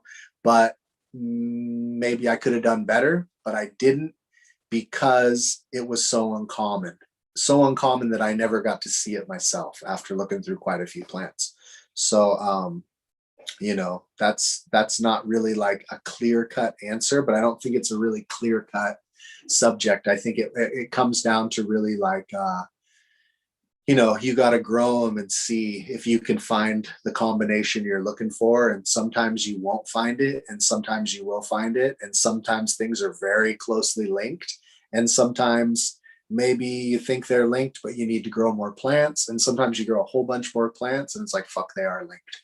So it's something you have to actually kind of dig into to see if things are stuck together, unless, like I said, you're a modern breeder and you're actually looking at things and you're looking in under a microscope and a fucking, you know, whatever they use, and going, okay, these are actually on that location and these are on that location. And I talked to a dude late night one time and he goes, no, I'm a geneticist. Like, that's what we do. We see it visually, like the stuff that you're trying to do through trial and error. Like, we look at that shit in a microscope and we see which things are on which chromosome, and then we're able to actually tell. And I was like, well, fuck, that's cool, but I don't have those capabilities and most of us don't. So it winds up being trial and error. And even for him, you would still have to do all the studies to be able to figure out what that is, because it's not like you look at the chromosome and it says, hey, look at me, I'm purple. Like, you're going to have to still draw correlations through a bunch of field trials anyway. So in reality, it's a tool, but you're still going to have to do everything to identify everything in the first place. So that's, you know, that's as much as I know about it, really.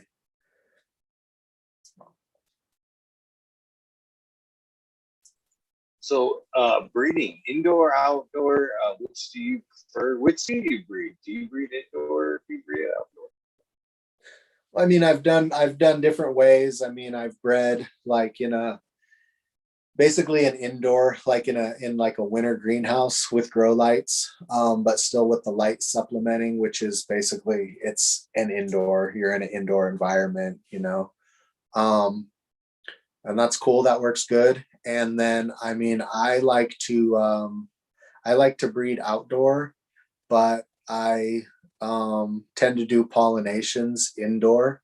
So I'll actually take things and shuffle them into rooms with males to do the pollinations. Um, I mean, outdoor, to me, like, I have always liked to grow outdoor. I've grown indoor and it's cool, but to me, like, it's just not what I'm really into. I'm not like a tech head, and I'm not into that, the whole aspect of it, really. Like, I like to have a garden, and for me, like a indoor is like a little factory or a facility. And I like to have a garden and walk around and hang out in my garden and shit. And um so I like to breed for outdoor, and so I breed outdoor typically. And you know, I mean, it doesn't basically, like, I've started now breeding in depths, and in a depth you're actually able to put even more pressure, um, on plants to freak them out. So like if you want to stress test things, like I was able to an adept, I was able to get cuts that people are like, oh yeah, that's a great cut. It's reliable. And I'm like, well, I got that shit to Herm in my depth, you know? So like you can put all the pressure that you get from an indoor, you can play with the light cycles. You can swing the humidity, you can swing the heat harder than you can indoor, unless indoor you're doing really goofy shit like leaving off your fans or whatever. But so I think as far as what I've seen through doing depths, I think depths are probably really the best way to breed in a sense, because it's the most challenging environment. And I think it's probably kind of the future of a lot of production, even though, you know, great indoor flower is great. It's just not depending on where you're at. I mean, like the power bill here is fucking terrible. Like my power bill is high here just for my lights and shit, and I for not even growing weed. Um, you know, and I have like, you know, moms and clones and stuff sometimes, but for the most part, I don't have that, and it's still, you know, your power bill's still high, and people in Washington and Oregon and shit have better power bills and more practical there, plus harder to grow outdoor. And a lot of places it's you know, you got to grow indoor. So I try to make sure that my seeds are um, growable indoor, because indoor is hard. You know, outdoor is really forgiving. You can grow stuff that's really unstable outdoor and it does just fine. You put it in an indoor and some stuff will want to freak out. And then you put stuff in a depth that does good indoor, and then it's even more stressful. So um, you know, I've started doing stuff in depths just to freak them out, and you know, pull the tarp a fucking hour early and then an hour late, and you know, leave a couple pinholes in it if they show up, and um, you know, pull them in the afternoon so it gets way too hot and way too humid, and a lot of stuff gets revealed. You know, you're like, okay, that's this one's no good, that one's no good, and then you see, oh, these ones over here are really good. So it's a good process. I think depth is good, and you know, it's low it's low cost, it's low impact and everything. But you know, I mean, ideally I think um like as a breeder, like if you're breeding your own seeds, I would recommend breeding them however you plan to grow them. It's like if you're an indoor grower, breed them indoor. If you're an outdoor grower, breed them outdoor. Because if you're breeding them indoor and you're taking them and growing them outdoor, you don't really know what they're going to do in the fall conditions when the weather hits. If you're breeding them outdoor and you're not testing them indoor, then you're not going to know what they do in indoor. But I breed stuff outdoor and in depths, and then I give it to people to grow inside and see what it does, you know. And sometimes stuff doesn't work, and if it doesn't work, then um, you know, you still got something good for outdoor, but you have to tell people like, hey, this is not going to work for indoor, but it might really excel outdoor over some other stuff. So um, you know, I just, you want to focus on where you're at. Ideally, like if you're an outdoor grower, you're much better off breeding your own seeds. Like if you get your hands on some of my seeds, like make your own seeds from my seeds where you live, because you're going to have one plant that does better where you're at, and there's no way for anybody to mimic that. I can't breed weed for your garden at my garden and have it be as accurate as if you breed something for your garden at your garden, you know. So you want to, as much as you can, you want to focus on like what you're actually going to use it for, you know. So like breed it in the environment you're going to grow it in. Shout out to you guys that are breeding for the betterment of the rest of us. Rest of us that just grow flower, you know what I mean? You know, it takes some space and some dedication to just breed for the seed, keep the rest of us going. So shout out to you. Uh, so with that being said, I kind of see things, uh, the outdoor being more production and breeding taking more and more indoors.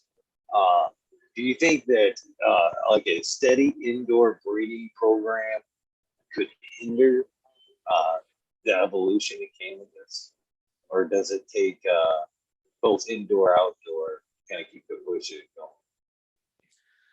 I mean, I think like I said, like if if it's going for one thing, it's good to have it bred in that environment. I think it would be crazy, and I think it's already been crazy, and kind of a bummer that that the focus went completely on, okay, this has got to do good indoor, because what happens with indoor is you have to make sure that it's gonna basically pay for itself.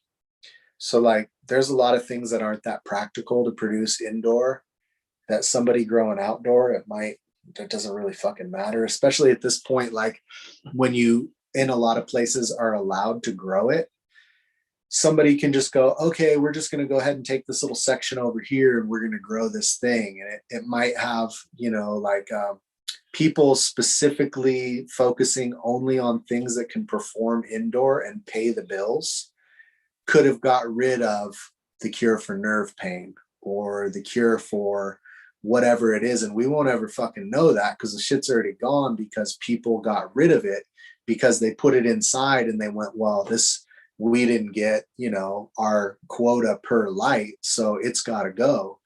Whereas somebody outside could have maybe had just a few of those plants off to the side, and they're not paying anything for it because it doesn't cost anything to grow weed outside. You can stick it right in the dirt, give it some water, and you'll wind up with that, which could be the cure for what your problem is, So I think like there's a trippy thing that happens with breeding where people want there to be one answer for everything. Like, okay, it's got to be like this, and this over here is bad and that over there is good. Like, okay, get rid of everything that's hard to trim, get rid of everything that takes too long to flower, get rid of everything that has whatever kind of issues you might think are issues. And then when you're all done with that whole program, you have all the stuff that's really practical, but you don't know what you lost in the process, because like like you say, there's like known unknowns, and then there's like unknown unknowns.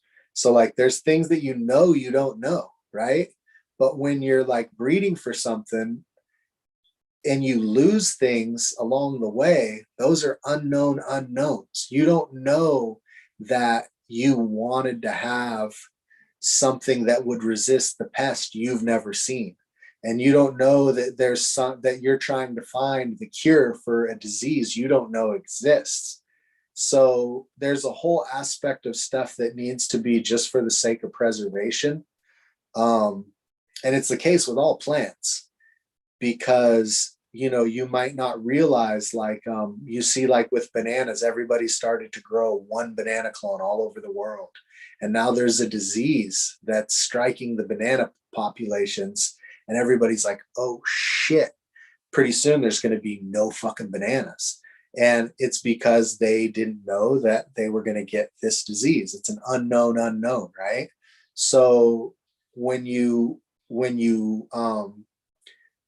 get rid of everything that you can see, you don't realize that you're getting rid of a lot of things that you can't see.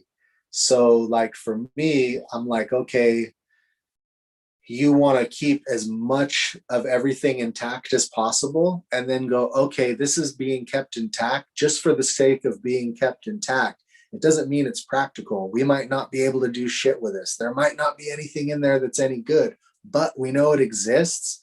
So somebody make some of that shit and put it in the fridge and bust it out and make some more every once in a while. And then over here, these other guys can do a thing where they're going, okay, we're looking to have the highest THC. And somebody else is going, I'm looking for the most of this one terpene. And somebody else is going, dude, I just want structure. I don't even care about that other shit. I just want structure. And when everybody is working at different directions to different ends, then you get a lot of progress, and you keep things alive. But what's happened is, for a long time, everybody was like, we just want big fat buds with a whole bunch of resin, and we want it to finish fast. And then it was like, yeah, a lot of that weed, like nobody really wants to smoke it, bro. Like it's not really that good. It's kind of shitty bud.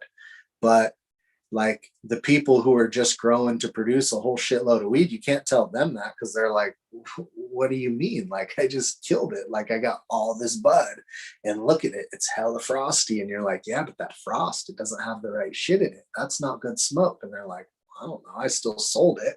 And now we're getting to the point where everything's a little more evolved and people understand you got to have quantity and quality. And everything's been led in these directions and you lose this valuable stuff. And so I just think like everything needs to be looked at as realizing that there's a lot of different value to a lot of different things.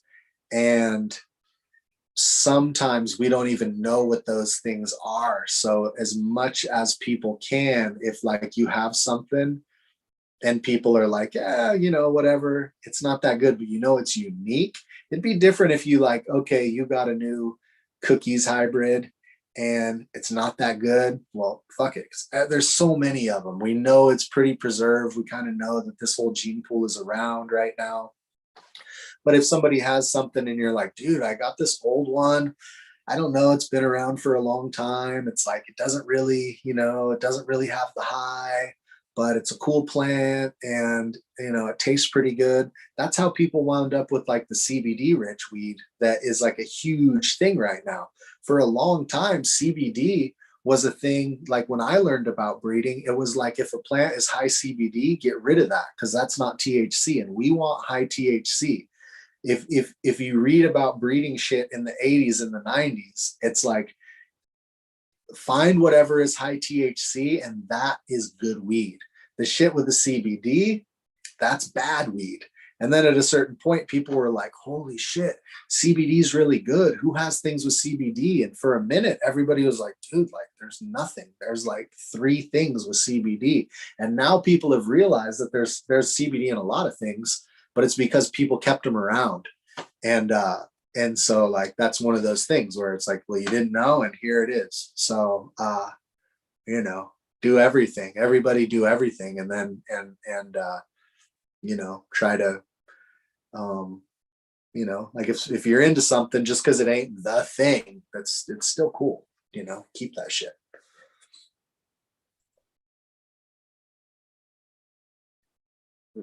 Your banana egg example there was kind of what I'm worried about there, brother.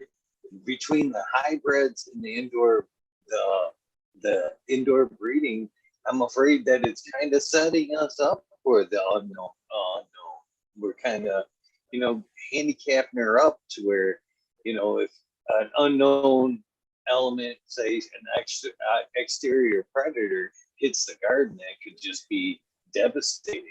Because you know when you're breeding, it's, you know, you're selecting for phenols, which is only expressed from your environment, correct? So I mean, if you're only hunting from your environment, your indoor environment, doesn't it? Couldn't it get weaker and weaker down the line because you're babying it throughout each step? That's what I'm kind of getting to. I mean, in my opinion only, I kind of see the perfect breeding program. And again, I'm no breeder.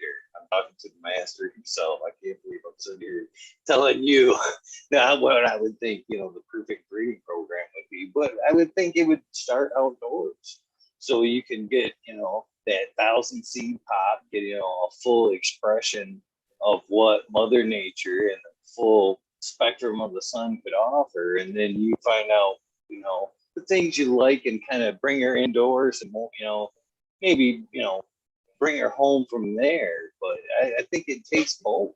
You know, it definitely takes both. I don't know. Am I crazy in thinking that? I mean, for the future cannabis, because there is so many hybrids bouncing around, do we need to keep the outdoor breeding going just for that reason? Yeah, I mean, I'd like, I mean, not necessarily. Like if people do it a certain way inside, you can, you know, you can get all the benefits, I think. I mean, not quite, but a lot of them. But it's real interesting because like I got like some Dutch stuff, and it was bred indoor for a long time. And I put them out here with my other stuff, and I had like all stuff that I had bred here for some years, and I put it out there side by side, and the Dutch stuff just got attacked by bugs that you would have never even known were here, like thrips, to the point where the plants looked like someone had walked through with a can of silver spray paint and just like fucking sprayed all the fan leaves on them. And then all the other plants were totally untouched. And then there was 2 or 3 Dutch varieties that were just fucking hammered by thrips. And I was just like, wow, that's crazy. You could tell they didn't have thrips, or they probably would have selected against that. But it's a trip to see that kind of shit. You don't really know how things do unless they're under those pressures. And that's the reason why, like, outdoor breeding, I always thought like, okay, there's like a lot of, weed in general has a lot of sexual instabilities in it. There's a lot of different lines that, like I was talking about that Northern Lights, it was considered to be one of the most proven kind of bulletproof things that was around. It was really like, it was a great line, but like if you would screw up on the clone we had indoor and like heat stress it or something, you'd have seeded weed. It would, on the bottom, you would get the balls everywhere, just like people with the new modern hype, whatever, cookies and everything. It'd do the same shit. And it was from the 80s, and it was from Neville, you know what I mean? And before Neville, it was from people in like Seattle who were growing indoor and everything. So you would think like, okay, it should be stable because it was bred indoor. And then, you get I get stuff like I bred grape soda skunk was never grown indoor. Like it was grown, I'm like outdoor bred for, like 8-9 generations outdoor. And before that, I made it from a lot of stuff that were outdoor lines that had been bred before that. And there's a lot of different things in it. And so my assumption was like, oh, well, it's never been grown indoor. If you guys take it indoor, this shit's probably going to be a herm monster. I don't know what's going to happen with it. And I gave it to a couple people to do some stuff with, and people grew it indoor. And people grew it indoor. They're all totally stable. And then people made tons of hybrids with them. And then boom, they're all totally stable. And they made moms that sometimes are really unstable have totally stable seeds from out of them. And it was just funny to see, like, okay, like my assumption would have been like it wasn't bred with that kind of pressure. It's not used to being indoor, so maybe it's going to hate indoor, and I assumed it would. But it was trippy to see, like, no, it's fine. The same with this old one that I call Meyer Lemsky that I got from my friend Jim, and I was like, okay, it's never been indoor. It's been bred since the 80s outdoor. It's never seen lights. So as soon as you put it under lights, it's going to freak out. Nope.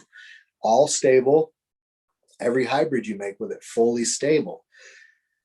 Whereas the things that are unstable that everybody knows about, like cookies and diesel and cherry pie and OG Kush and all they're other ones, they're all been indoor for a long time. And they were seemingly, they were from things that were also bred indoor. So it's just really weird. You don't really know, like it's hard to make sense of that, like the Northern Lights was bred indoor. It was an indoor strain. I got it, grew it indoor. It was great.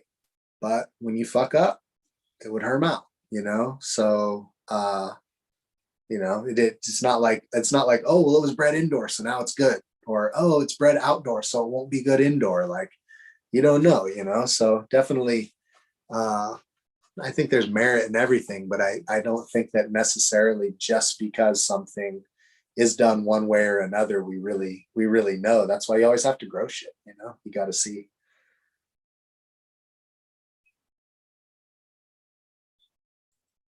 So how many different expressions have you seen, and which is the hardest to come across?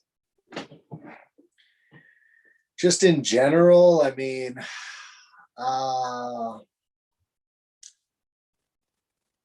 there is one thing that smells kind of like sweet coffee beans. That's one of my favorite things. And I've only seen it a couple times ever. And that's a rare one. I mean, the most common tend to be things that are like smell like berries, kind of sweet, like kind of light bubblegummy berry type stuff. Like that's very, very common, even in like Mexican brickweed and just like total random stuff. And then the ones that smell like terpinolene, but not real crazy and heavy, just kind of like washed out terpinolene, Amsterdam haze kind of smell. Those are like the real common ones. And then out of like everything I've ever seen, I've never even been able to get one that really did that. But this girl, when I was in high school, used to get this weed, and it smelled like straight up like flowers. Like you couldn't believe it was the weed. You were convinced it was her lotion or something, but it wasn't. It was the weed. And it was like gardenia and rose or something like that, just so fucking floral. And I've never seen that pop out of anything I've ever grown. And then the other one, so like that one being one, and the other one is like straight, like smells like how opium smells when it burns. And those are the two that I can think of that I've seen in weed form that I've never had pop out of a plant that I grew. And most other things, I'm like at least a hint of the other things I've been able to get something that smelled like it. But those two things right there are ones that I've seen as weed, and I've held the weed in my hand and smoked it and seen it and known somebody who had it repeatedly. And I just I've never been able to figure out what it was, where it came from, or ever had it pop out in anything. The opium and the really, really deep, sweet floral. Those that I could think of. Those are like the ones that I'm like, oh fuck, I just wish I could find those.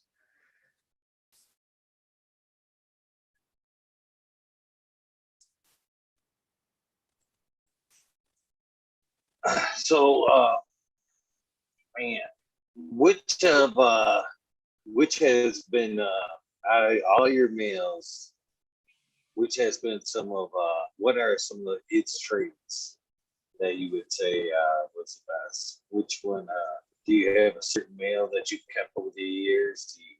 And what was he like if that you do keep him like that, or do you bring in new ones all the time? I typically bring in new ones. I'm trying to start keeping all the males out of populations as clones, at least temporarily, so that I can reverse them and see what their resin really smells like.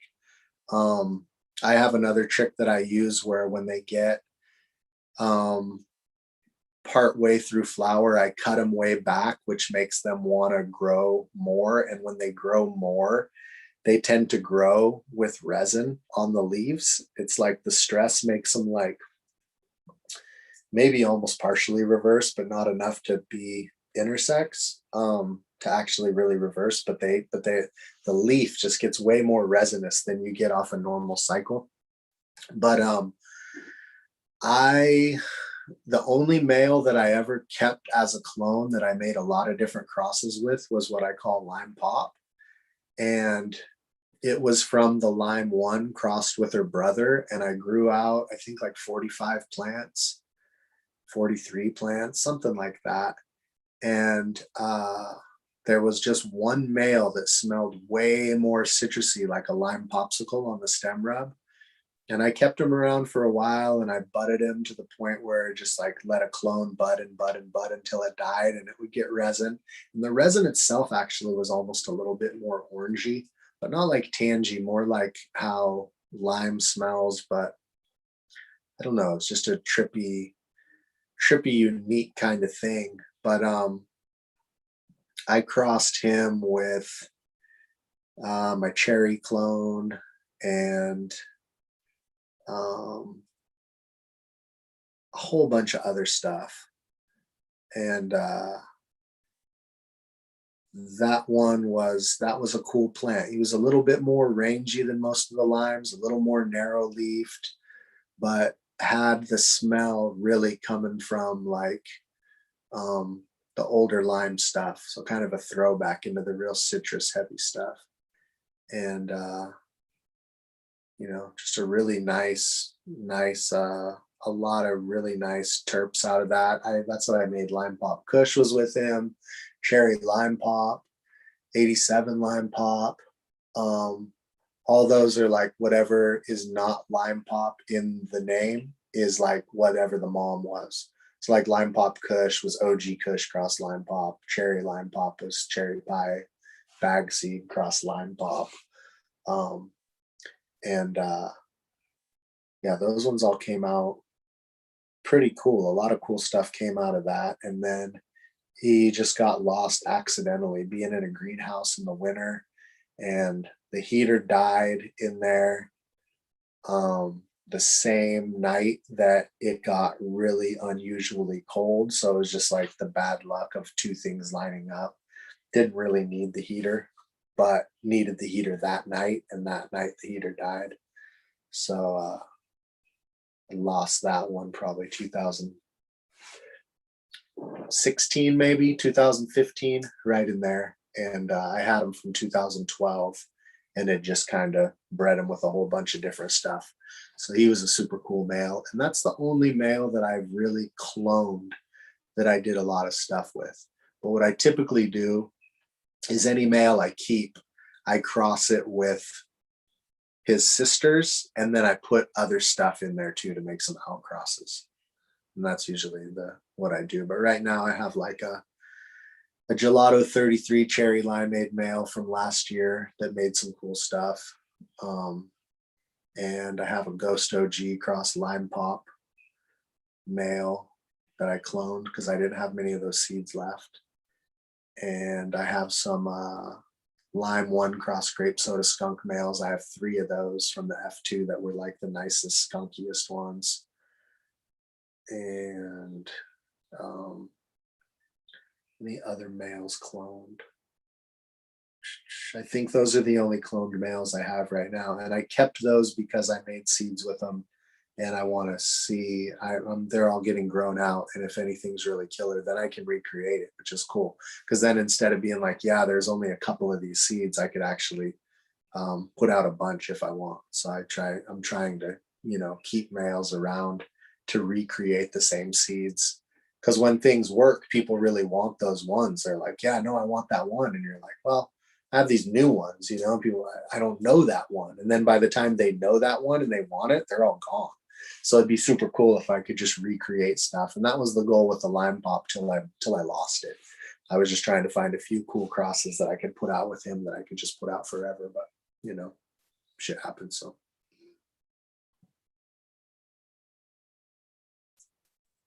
When did you realize you were having such a huge impact on the cannabis world, the cannabis community?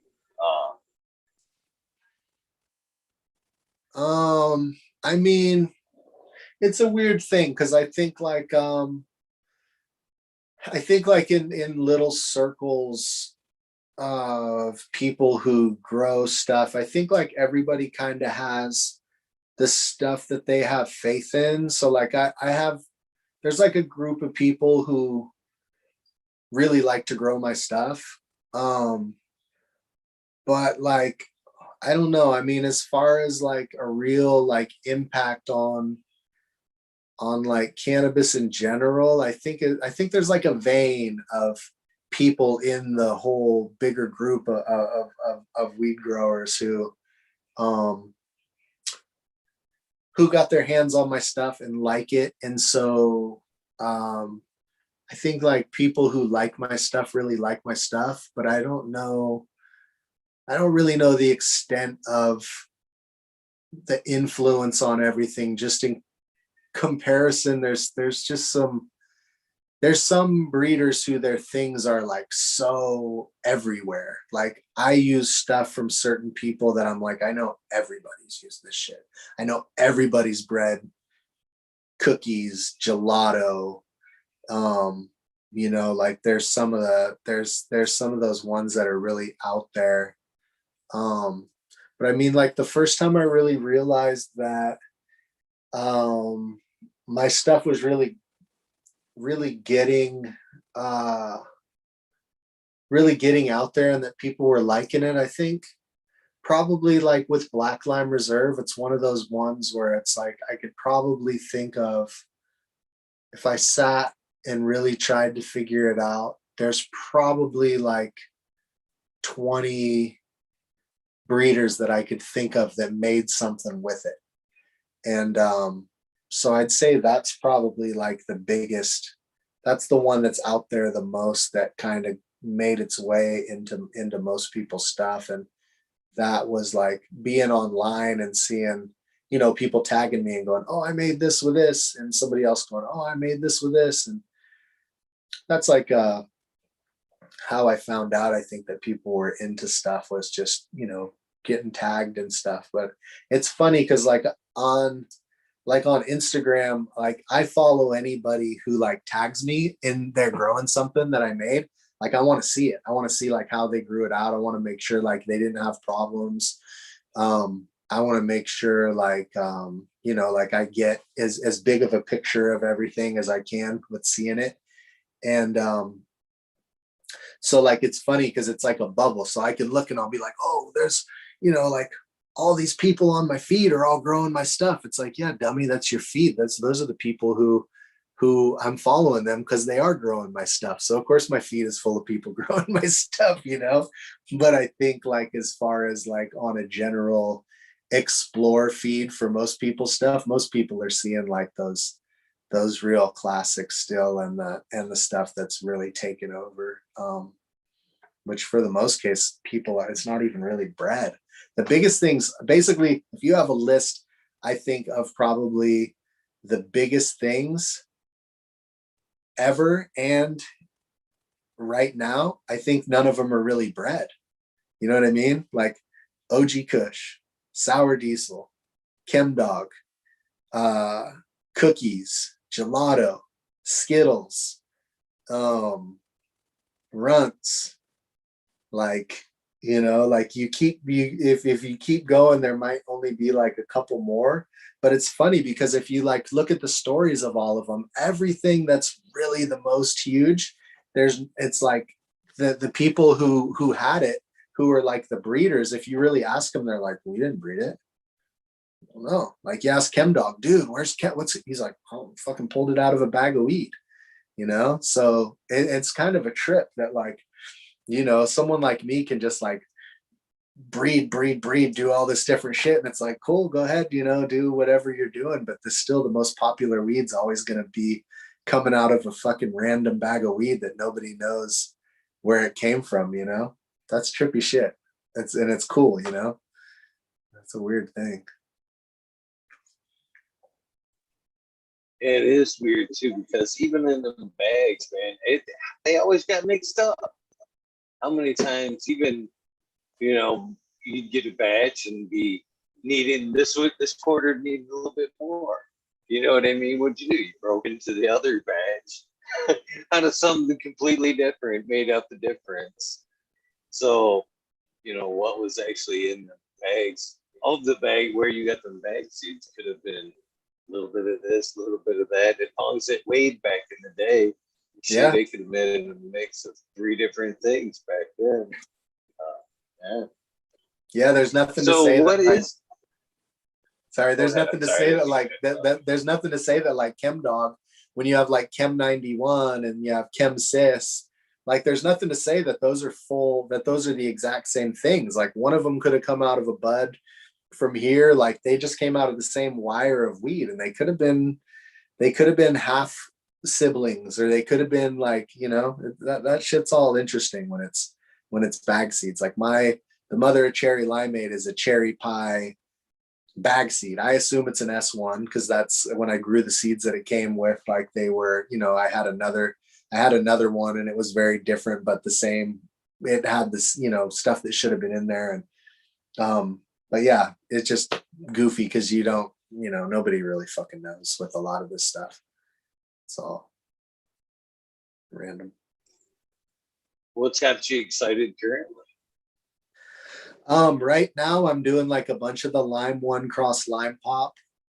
And then I have the lime one crossed with 3 different brothers of the lime pop. So those are back crosses, both of those. And so I'm going through those and they're looking neat. They're all overgrown and unruly right now. I'm going to have to cut them in half to be able to dep them. But I had to keep them going until they sex and had some nice, like after I transplanted them, they looked a little rough and I wanted to take nice, juicy, healthy clones off them. So now they're all big. They're like as big as the hoop and I'm going to have to chop them down, but those are super cool. I have one that was my OG cross Jaro, and I got a clone out of it that was like a rare throwback to the Black Affy in it, and it's got that like really cool high and really killer smoke that's like very different. I like it when you get one that pops out where when you smoke it, the smoke feels different in your chest and in your throat and everything, where it's not like where it's very like smooth and steamy and dank. And like I got one that popped out that was like that and I just fucking love it. And so I'm going to breed that with some stuff. I got some grape soda skunks that are like my most worked version of it that came up and are really killer. And I got a really, really nice male out of that has just the smell that I'm looking for. And a lot of times, like some strains you can't go on stem rub at all.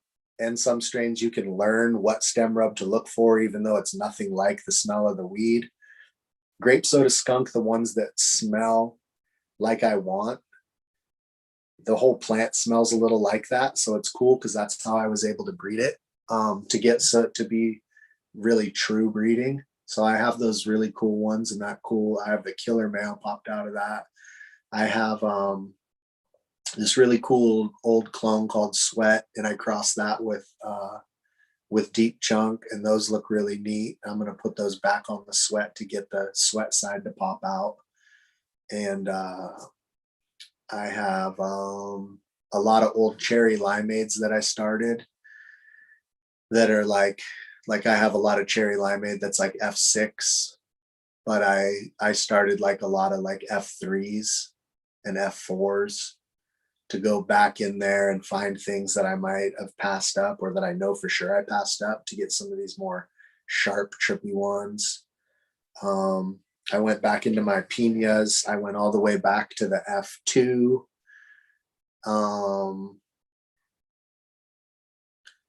And I got some of those to come up. I didn't know if they'd still sprout, but I got some of those to come up. And I have PK cross lime pop. And I have these really cool ones that are headband cross sour dub cross pre-Soviet Afghani, from a friend of mine who I didn't know that well, but was always really cool. And he passed away recently. And my other buddy had given him the male side of that. And so I'm going to check those out. Those look really neat. Big, long fingers. Headband sour dub PSA. Yeah. And then I have some Chem 91 S1s that look killer. One of those, the plant just smells like straight nasty diesel. Like the plant smells like a bag of sour diesel. It's fucking cool. And then I have Cherry West cross Sky Cuddler Double Kush. Those are really neat looking. They're just little. I have some of the Northern Lights oil can that we call them Pog, purple, orange, green back in the day. I have a bunch of those. I have Sensi Star Cross Jaro. I have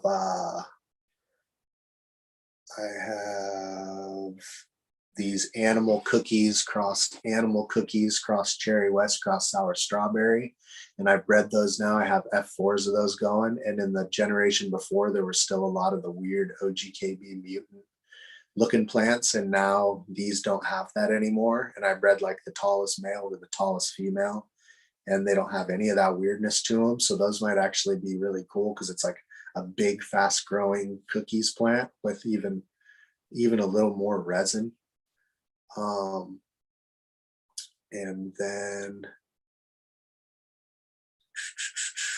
I think that's most of what I have. And then of course, then I have a bunch of clones though too. I have a clone that I'm super excited about. That's a 95 White Widow, because I got White Widow in 96 and it was the shit. And I grew Black Widow, which is supposedly the same exact thing, but it's definitely different. It's definitely different parents. I'm not saying it's a different strain, but it's definitely different parents than what this shit that I got in 96.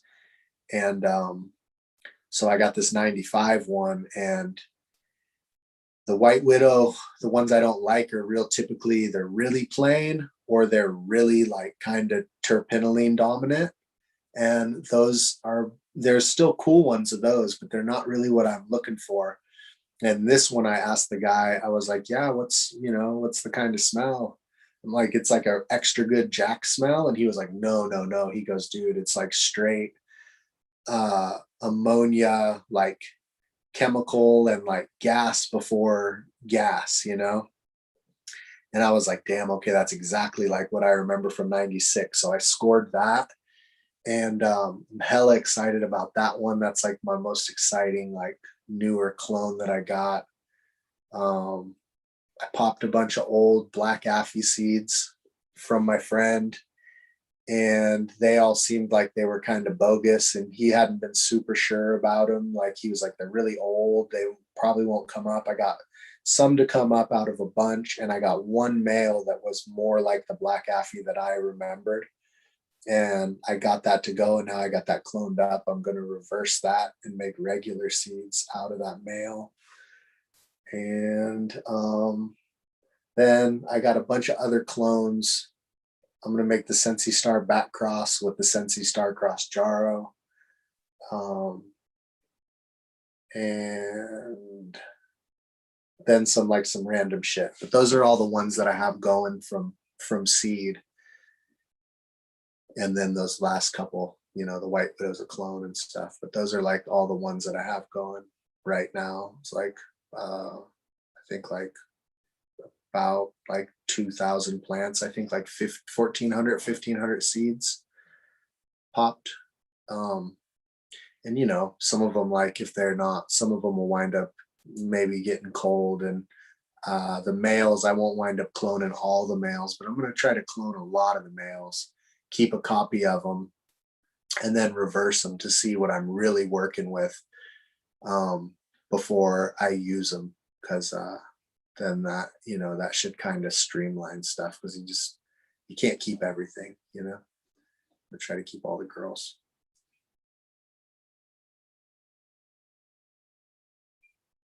It would be nice if we could keep everything. Oklahoma's kind of giving us some hopes. Kind of giving us a little hopes with them unlimited numbers. That won't last. That shit won't last. So what has been your most fun cannabis event throughout your years? Is there one that kind of stands out?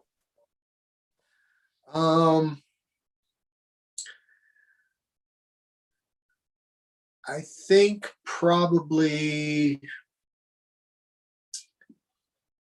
the funnest is probably like there's a little farmer's market that they used to have at Area 101.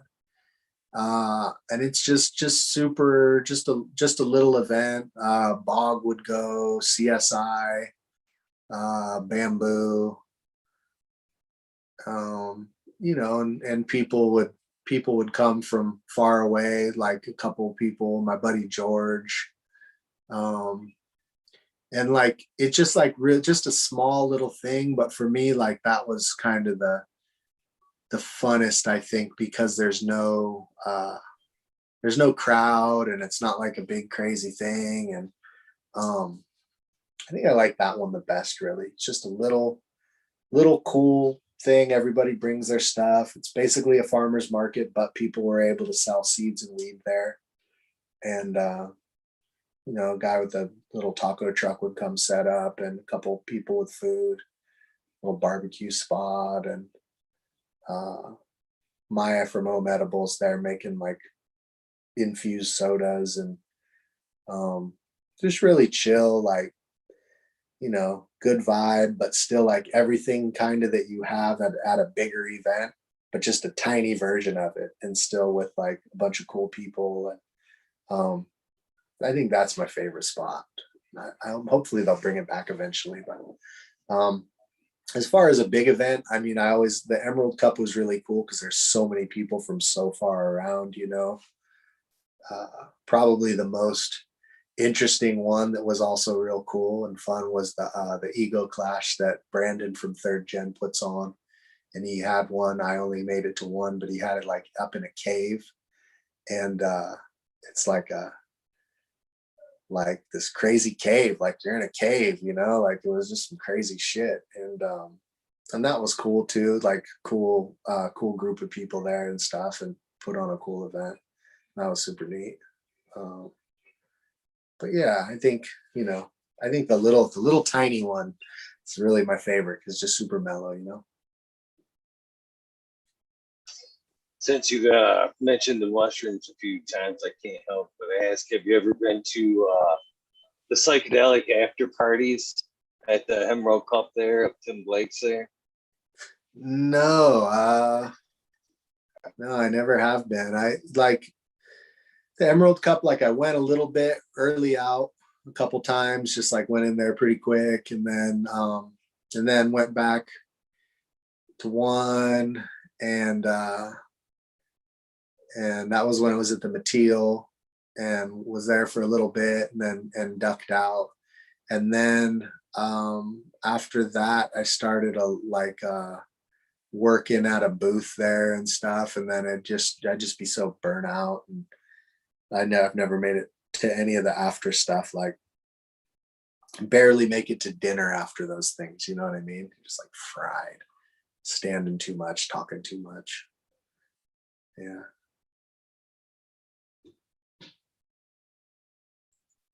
Great guy. He's invited me out to the next one this year. Hopefully I get to make it out there. Yeah, I also actually extended the invitation to the after party. So hopefully Nice. I'm down. If I will muster up the energy somehow to do the after party. I don't know. With that kind of invitation, I most definitely would. Yeah. Yeah, for sure, man. Yeah. What has been your most fun experience on mushrooms? I guess is a fair question as well. Man,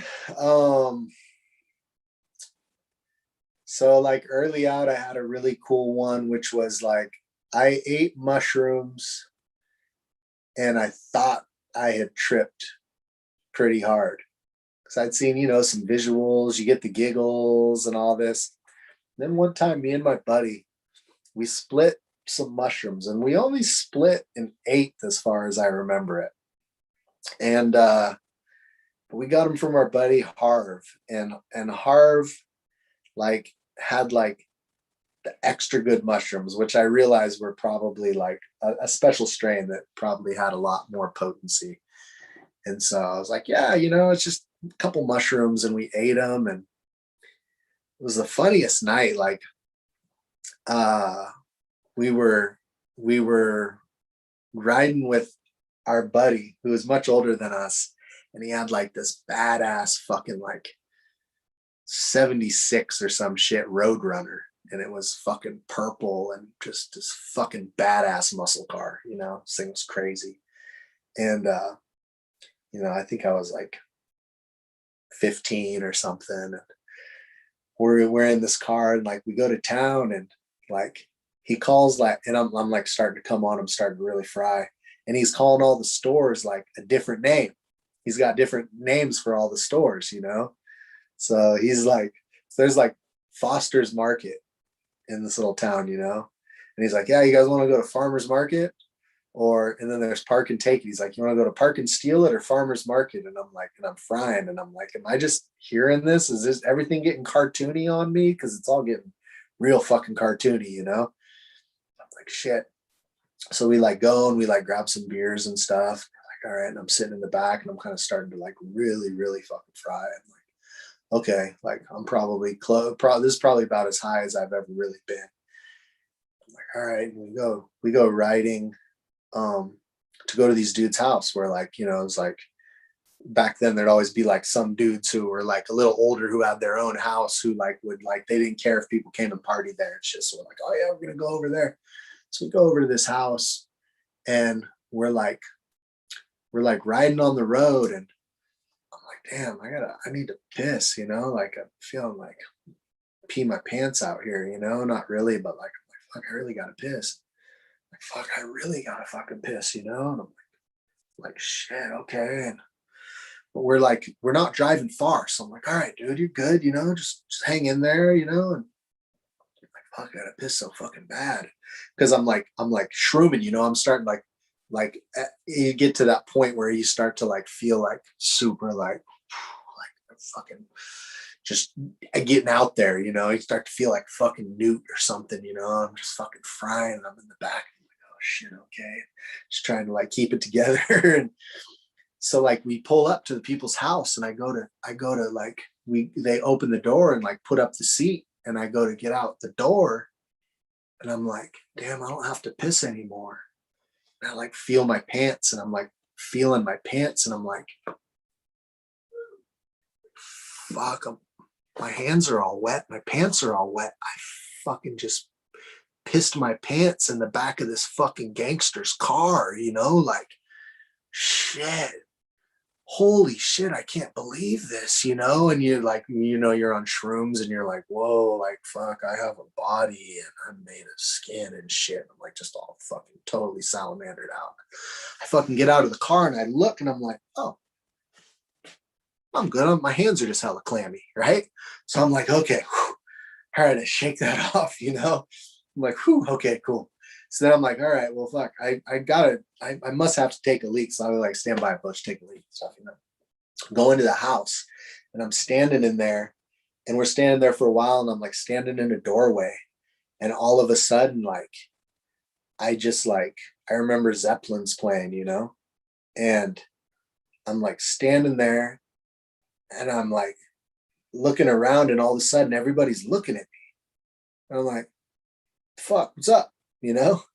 And like trying to like, you know, shrug it off. Like, I'm not high, you're high, you know, just like, I'm good, you know? And all of a sudden, like a dude looks at me and he goes, dude, are you good? And I'm all, what? He goes, dude, you're hella fucking pale right now. You're turning blue, dude. And I'm all,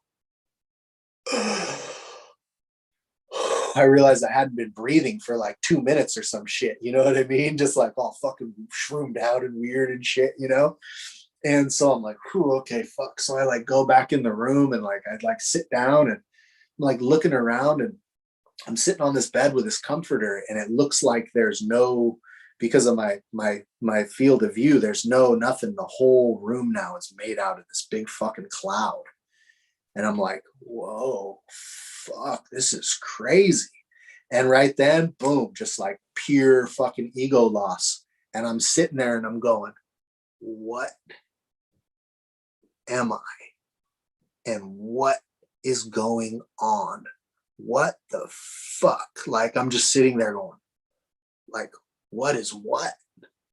What the fuck is what? Like, I'm thinking like to myself, what? And I'm going, what is that? What is what?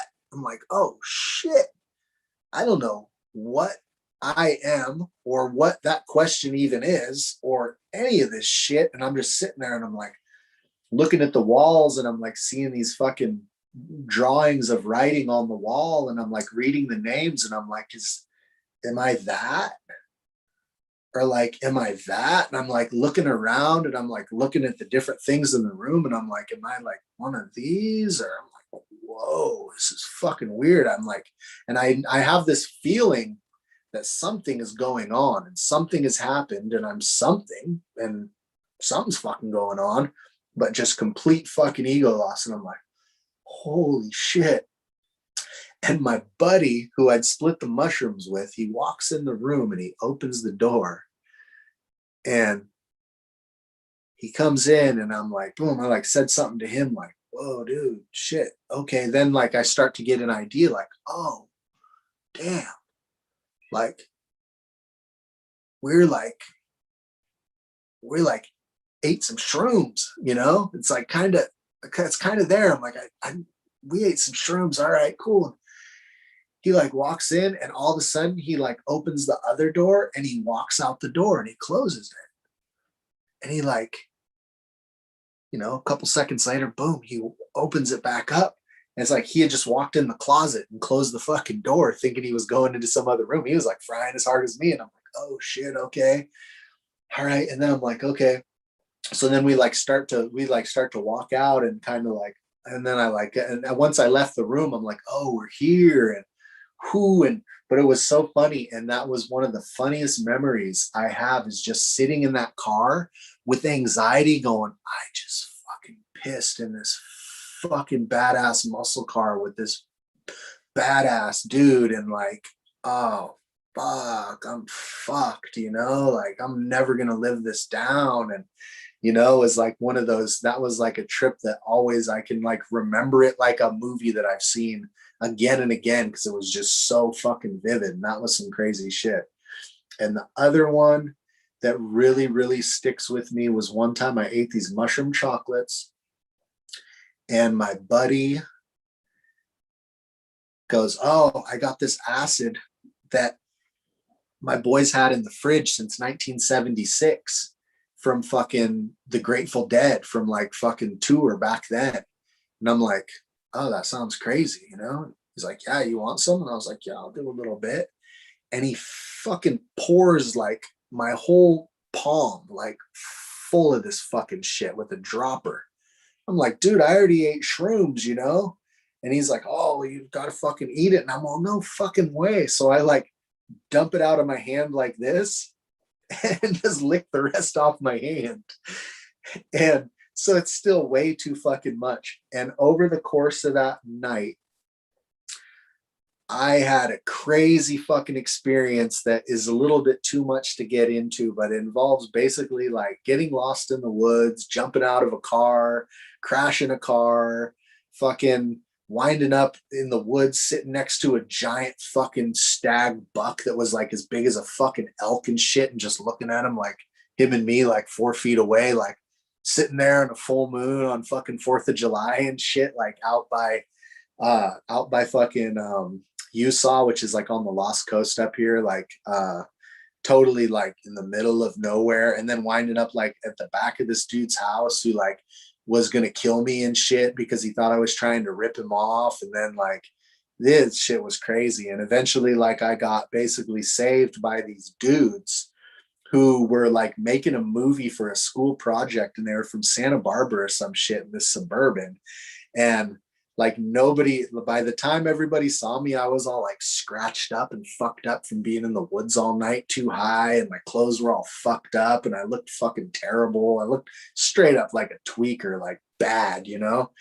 And these dudes were, I like told them my story and they were like, dude, this is fucking crazy. And they like gave me a ride back to where I could call my boy to come get me. And it was just like the craziest shit, but like it was like the worst experience you could really ever have without like anything really bad happening. And at the same time, it was like probably the best trip that I ever had because it was like a big challenge. But yeah, that's like that whole story is like the other story times like 50. There's just tons of episodes to it. It was nuts. Craziest thing about that whole fucking thing was that at one point I was sprinting, trying to get out of these bushes, and they were like 7 feet tall, and I'm running, and I'm like, okay, this isn't working. So I turn the other, turn perpendicular and start running, and it won't work. It turns out that I had just had the luck of every time I turned, this creek was also turning.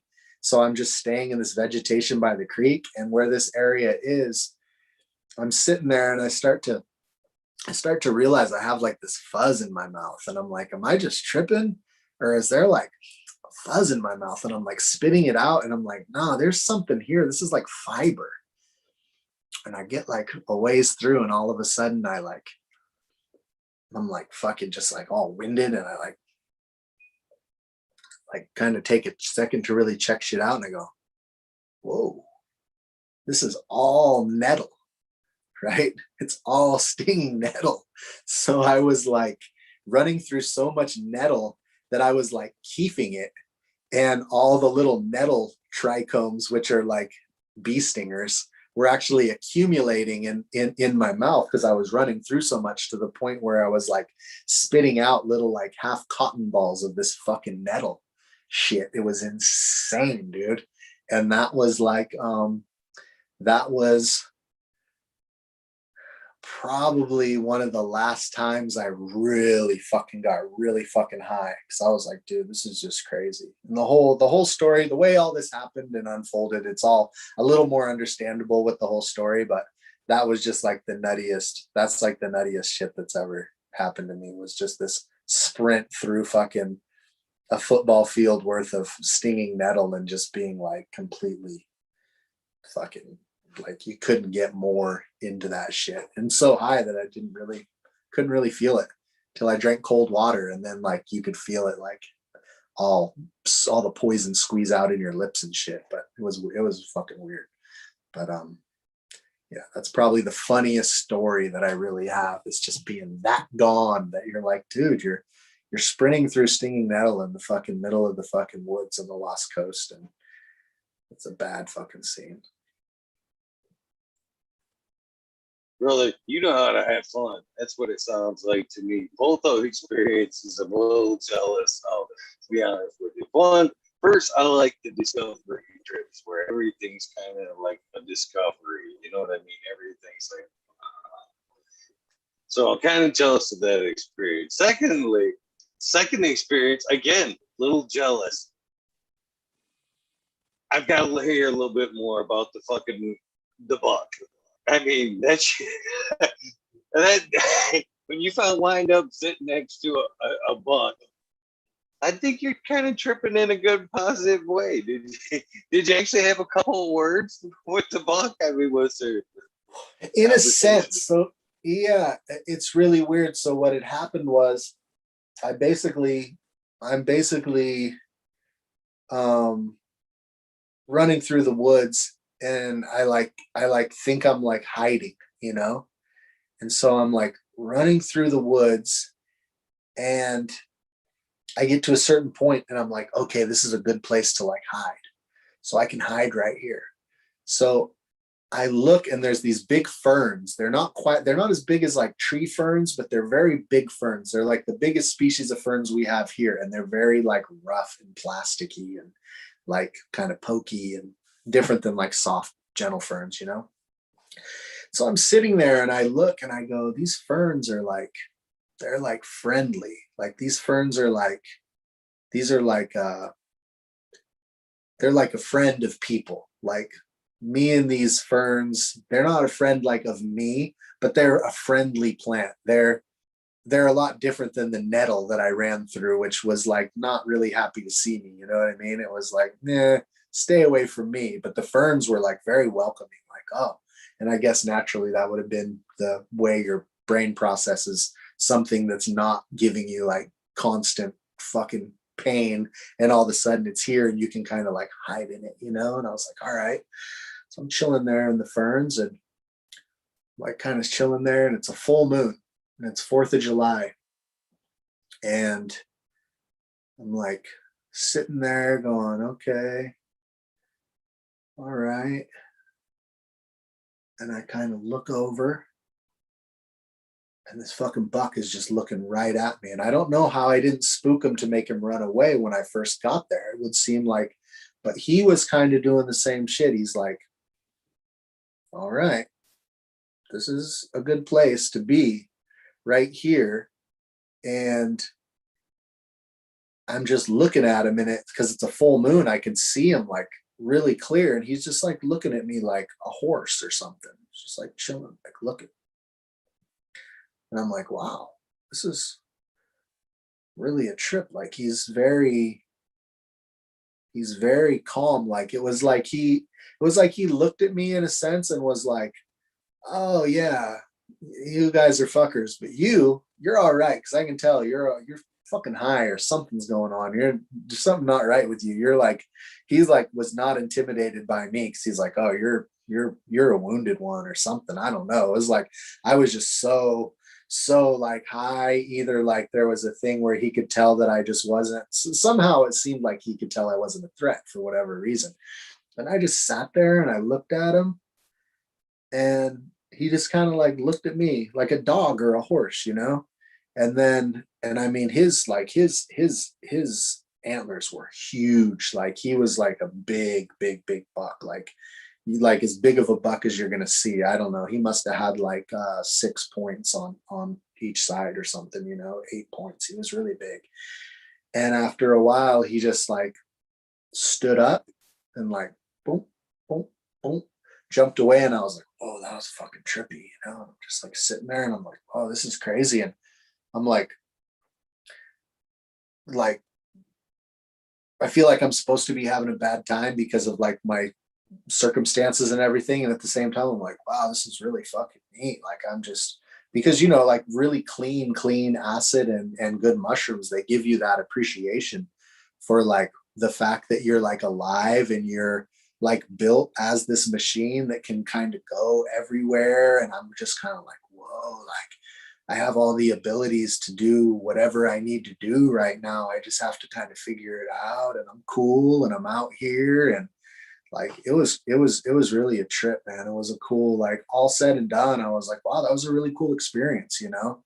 But it was like hellish in a sense too, you know. It was a weird balance of the challenging terrible high and the reward from it, you know. Super neat. It's a beautiful place too. I think mushrooms and psychedelic LSD do kind of open you up to that kind of spirit realm with nature, where I've heard a lot of people say the best place to take shrooms is go out in nature because you kind of get that connect.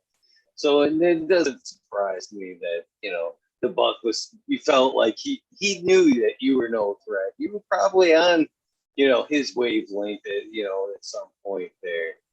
Uh, Now, you did mention the National Geographic guys. Was they in at kind of this point? I can't help but wonder as you tell the story if it wasn't like third person, you observing the buck observing you, and the National Geographic guys watching you all going on. You don't see this shit too often, Yeah, so right here. Turn the camera over there. Fuck what the beers are doing. Watch this guy. yeah, so the dudes were like making more like a road trip movie or something, right? And they were like some college kids, I think. And the trippy thing was I was like right there, and I get to this dude's house, and it's like the first house I can find.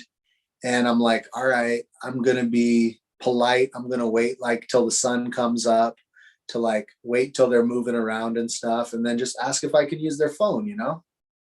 And so the dogs are like barking at me and shit. And I'm like, oh man, this is fucked up. Like, okay, you know, and I'm still waiting. And I like go, and there's like an overflow from a water tank. And so I like wash myself up and try to like make myself kind of like presentable and shit. And I can't see myself. I don't know. I'm all fucking cut up and everything. So I'm like, okay, um, I'll wait until the morning. And then so like I go and I like see like this guy like pulls out and leaves. And then like there's a lady walking around, and I go, hey, excuse me, you know? And she's like, hey, what are you doing? You know? And I go, well, I got lost last night, and I'm like, I'm I've been just kind of sitting over here because I didn't want to bother you guys in the early morning. I've just been waiting until you guys started moving around.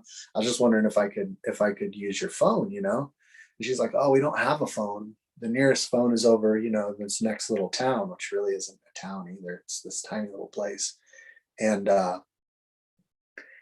and so I'm like, "Oh, okay, cool." And I'm like, do you guys have a car? I'm like, I think I had $150.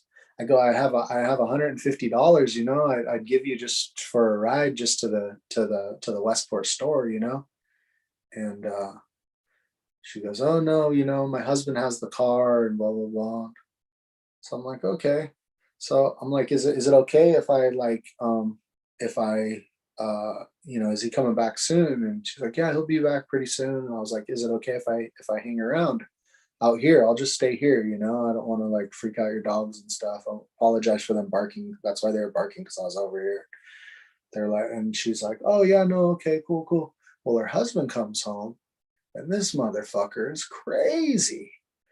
Like, he's like the dude who people are afraid of in this area, where you're like, if you get caught on their land, they're just going to dig a hole and put you in it, Like, it's like that guy. And I'm like, "Fuck, son of a bitch. All right, well, So he's like, "You're just out there fucking casing my shit, and you fucking coming early because you're gonna come back when everything's budding and rip me off. I've seen this shit before, and you motherfucking tweakers and this and that." I go, "Look, dude, I'm a weed grower too. I would never touch your plants, man." I go, I washed my face with your overflow up here. I've been lost for the night. You guys are the only house out here. I've walked around everywhere. I'm just trying to like see if I can like use a phone or get a ride somewhere. I got $150 in my pocket. Like, I'm not a tweaker, like I'll I'm cool. And he's like, "Yeah, fucking right." He's like, like, "Fucking, you better get the fuck out of here." And blah blah. "And if I see you along the road, I'm shooting your ass," and this and that. And he like fucking, I like, "Oh shit." And I like go into the woods, and like I'm like walking along the road because I'm still trying to like, get back to civilization and shit. And this dude is like driving up and down the fucking road, like leaning out his car like this, just fucking mad dogging and shit, looking like finest motherfucker. And I'm like, "Oh fuck, okay." Because when I was talking to him, I was talking to him from like 50 yards away, like through a fence and up a hill, So like he was like still kind of like staying back where he was and shit. But then once he's like in his car, he's like, "Oh, fucking get you." And so I'm like walking along, and so I'm hiding from him. So I wind up like walking along this creek, and I get away from the road a little bit. So I wind up walking past this little spot called Rockport, which is where I was looking for. I wind up fucking 3 miles past Rockport or something. I wind up walking like, I don't know, 9 miles or some shit. So I've been out there since like, you know, 3 in the morning. And now it's like 6:30 in the evening. And this whole time I've been walking through through these woods to try to get back. And I finally get to this spot, and it's like a little redwood park, and I'm just chilling there, like waiting around, like, fuck, somebody's gotta show up here. I can't go further right here because there's nowhere that I can really walk where I can still tell where the road is, and I won't be visible from the road to this dude who's hunting for me, right? So I'm like, and I'm not like I'm not like confused about who this guy is. I'm like, this guy, like, I know this guy. I've never met him before, but I know this dude. Like, I know this guy. So I'm like, okay, shit. So I'm like walking through, and get to that spot, and I'm like, all right, well, this is the spot I'm going to make it to, So I'm just going to stay here, and eventually there'll be somebody where the Suburban was parked. So I'm like, whoever is in the Suburban, they got to be out here somewhere.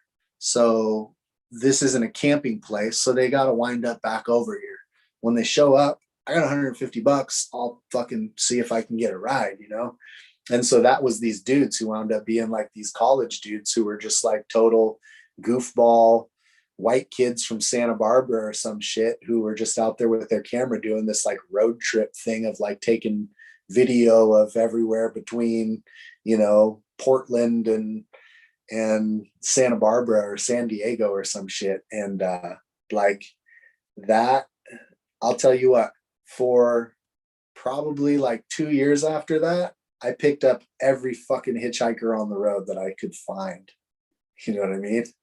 Like, and still to this day, like I had a dude come on my Instagram the other day and he's all, hey, I was at the regenerative thing and I was sitting there and you drove past me and you turned around and came back and asked if I had weed or money and shit, or if I needed a ride anywhere, good looking out. And I was like, yeah, dude, you know, like I got you, don't worry, you know? And it's that experience that did that. I was just like, fuck, dude, you're like lost and stranded. I had never really done that. I've like hitchhiked around Hawaii and shit and, you know, been like in crazy situations, but that was like one where like I got rescued essentially. And I was like, oh man. And, you know, ever since I try to be cooler to people who look like they're having a hard time, because I looked like a fucked up tweaker. Like I fucking had, I think at that point I had fucking lost my shirt. I had like these like warm up thin pants over like some board shorts, and I wound up tearing the shit out of them. So I had like board shorts and flip flops, and my whole body was cut up from head to toe from berry bushes and shit.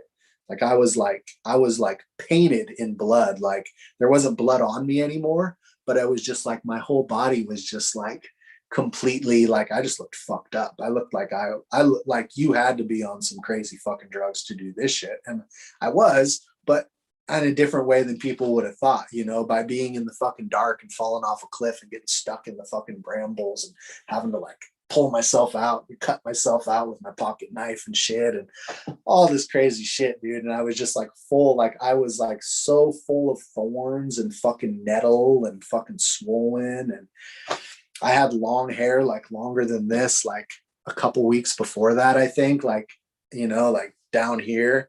And I always looked like a, you know, like a cool hippie kid. And I had cut my hair short, and I hadn't had short hair for fucking like the whole time. I hadn't had short hair since I was like 13.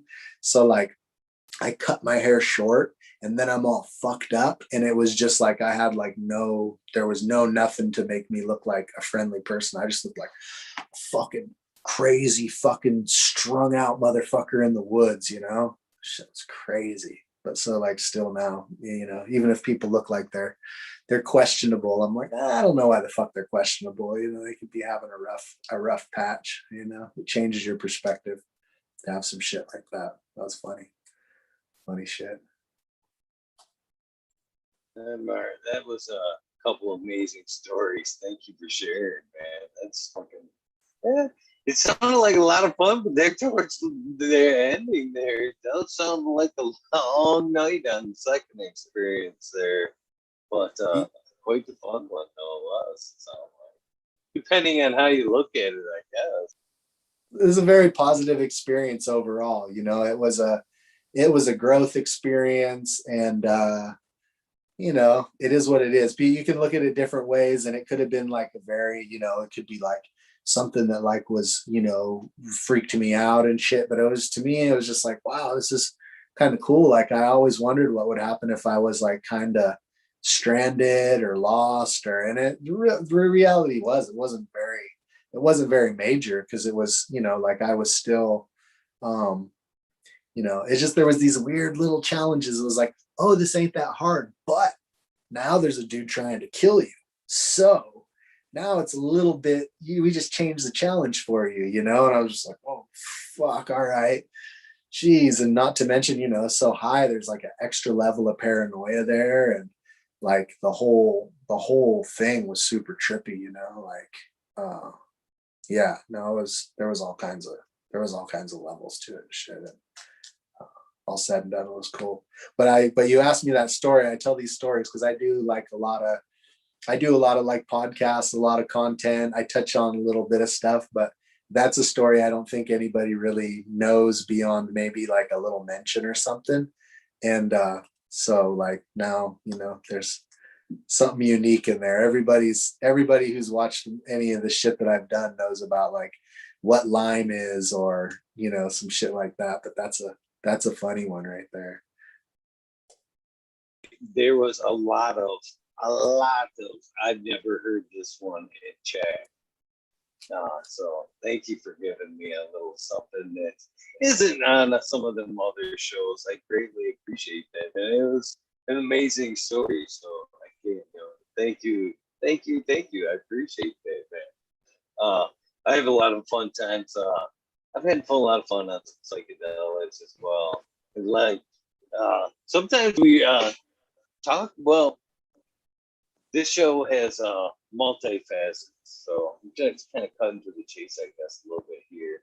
A lot of nights there's this part of the show here, and then there's like the wormhole, which is kind of like a panel show open up to past guests, anybody that wants to pop in. And some nights we have some good we've had some good times on air on air. With some conversations of, you know, conspiracy, of, you know, just taking some mushrooms. We've had some really good mushroom episodes. I've had Tanazi's Gardens, which you probably know from YouTube and stuff. But man, yeah, it's different being on psychedelics on camera. To be honest with you, sometimes I forget. Sometimes it freaks me out a little bit, but more than welcome to, you know, at any point to jump in on any of these wormholes in the future. I'd like to discuss any of these things. You're more than welcome to hang out in any wormhole. Same invitation, same invitation. So if you ever subscribe to the channel and see conversation that you'd like to indulge in, and which pertains to psychedelics or breeding or such, you most certainly have an open invitation. So please note that. Cool, man. So I have to ask you this, as somebody that puts quality work into breeding and growing as well. What do you say to the people that grow out your strains and try to manipulate them into something that they're not? You know what I mean? There's a lot of gardeners out there. Oh, you do this, and you're gonna tweak out the terps this way, or you know, that way. You know, what do you say to people that try to manipulate the strains through the flower process? That's something that you believe in, tips and tricks, or do you say just let them grow and grow them for what they are? I mean, my thing is I just kind of try to like not fuck everything up, you know, like let them be themselves by giving them what I know will help them without hurting them, you know, like that's my style of doing stuff. But there's some people who play with using different light and different light intensity, and you know, like real specific like dry back on the roots and all that stuff. If people really know what they're doing, it can be really cool. But everything, I think you kind of need to learn it in increments. So it's like, okay, you're already growing now, okay, then you can try this technique, and then you can kind of have that in your tool belt, and then okay, now add this technique. Okay, now they do this, and then they start doing this and they do that. But what happens a lot of times is people are just like, oh, so and so told me to try this, and then my other buddy told me to try this, and people try like all this shit at once, and it's just all a bunch of bullshit, and it winds up messing things up, and it's hard to make sense of like, well, what was it, this or was it this, and who knows, because people just go too crazy with everything. But I think it really comes down to, yeah, if you're like proficient at doing things, like, then cool, you know, do them. But you know, I've just seen over the years a lot of people do a lot of a lot of shit where it's like, all right, there's too many cooks in the kitchen. There's just too many concepts that are all trying to be incorporated. And so, like for me, I like to have like some good soil with good food in it, and try to nail the watering cycle so that the plants stay really happy, and then try to cut it at the right time and try to dry it right. And for me, like I've never seen any weed that like goes above and beyond that quality wise. If you can start at that base or whatever technique, like I'm not telling people like you have to use soil and it has to be organic. I've seen good weed grown different ways. The majority of the best weed I've ever seen has been soil grown weed, but I don't know that has anything to do with what's really going on, or if that just means that a lot of people who do that are also a little more likely to maybe take the time to not rush the harvest to get it out and get the next thing plugged, or not likely to try to rush it out of the drying room or whatever. So I mean, I don't really know exactly with that, but I I think you want to keep it as simple as you can, unless you try something else and it turns out, wow, this worked really good, and then do it. But yeah, I just always do things really simple, and with a big emphasis on trying to make sure I don't ruin the weed between that point when I decide it's done and when it's going to get smoked. I think that's a good, a whole 30 or 50% of the process in a lot of cases. I do have a question for Chad before we move on to that. I'm curious, as somebody, as a breeder, I'm sure you grow your stuff seeded and sensitive. What are some of the difference that from a sensitive bud versus seeded bud of the same strain? Some difference in the high? I've never paid enough attention to really know if there's a difference between the seeded version and the not seeded version.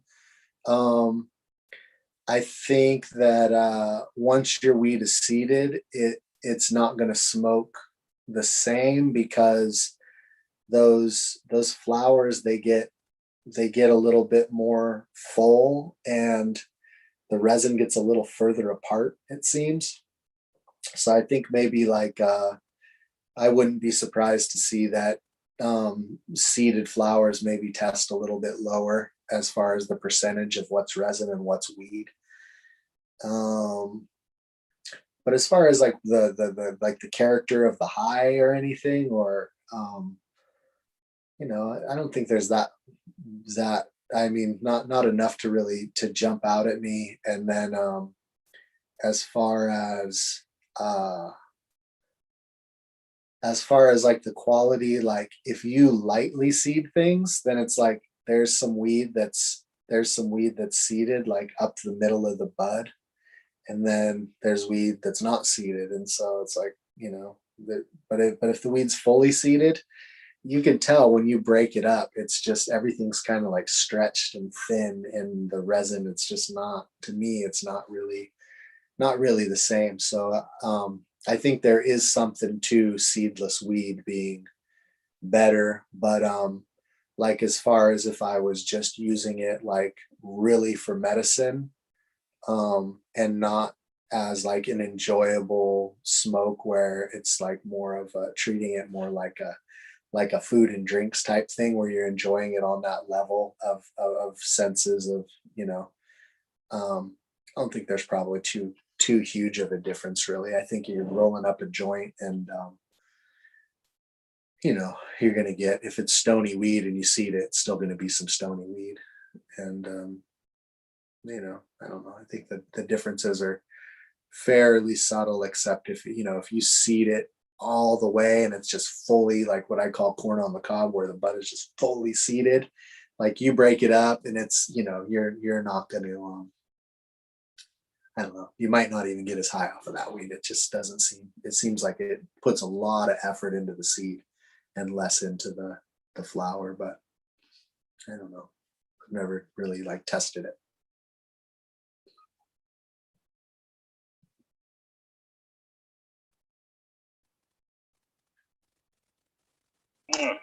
You There did. you go. I had a conversation with Genetic Memory Farms one night, and that was the reason why I asked. And, well, I can't think of too many better people than to ask than someone like yourself. And well, during the conversation was we were wondering basically if that was the missing link, from the weaker weed that we smoked back in the day that did us obviously just fine, that wasn't high, just as high in THC as some of the stuff we get today. We were wondering if it wasn't that something that happened during the seeded phase that the bud produced something that's kind of the missing link.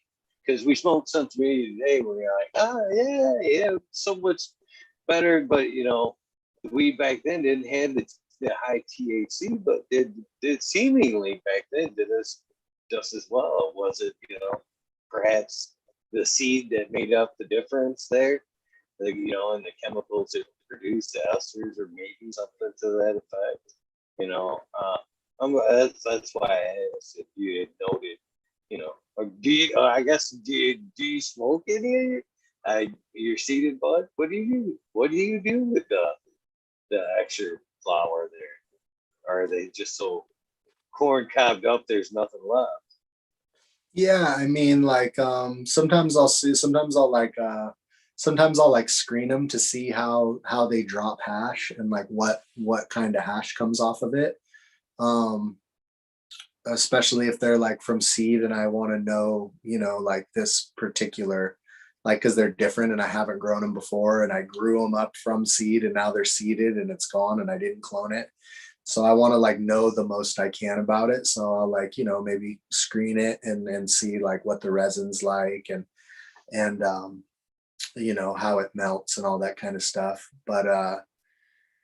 But then other ones, like if they're not heavily seeded, then it's just good bud because it's just not, it's not that seeded. But when things are super seeded, I tend to just like completely grind it up in a sense and crush it up. And so it just winds up being like powdered weed. And I don't smoke powdered weed. Like if I roll joints, I like to try to have it be like chunks, because if it's powdered weed, it's just like, no matter what, even if it's fairly good bud, it winds up just kind of tasting like harsh and hot. And so it just, it just winds up not being smokable really for me. Not that it's not, like I said, like if it's just for straight medicine, like there's a lot of usable stuff, but yeah, I wind up actually just a lot of it. I don't wind up doing anything with it. But yeah, on the thing of like weed that's not as good and you are getting just as high, I think like a lot of it goes with like, I've noticed over the years, like especially from like being on vacation, like whatever weed you have is going to get you high. So like you go from weed that's not potent and then you smoke some weed that's really potent.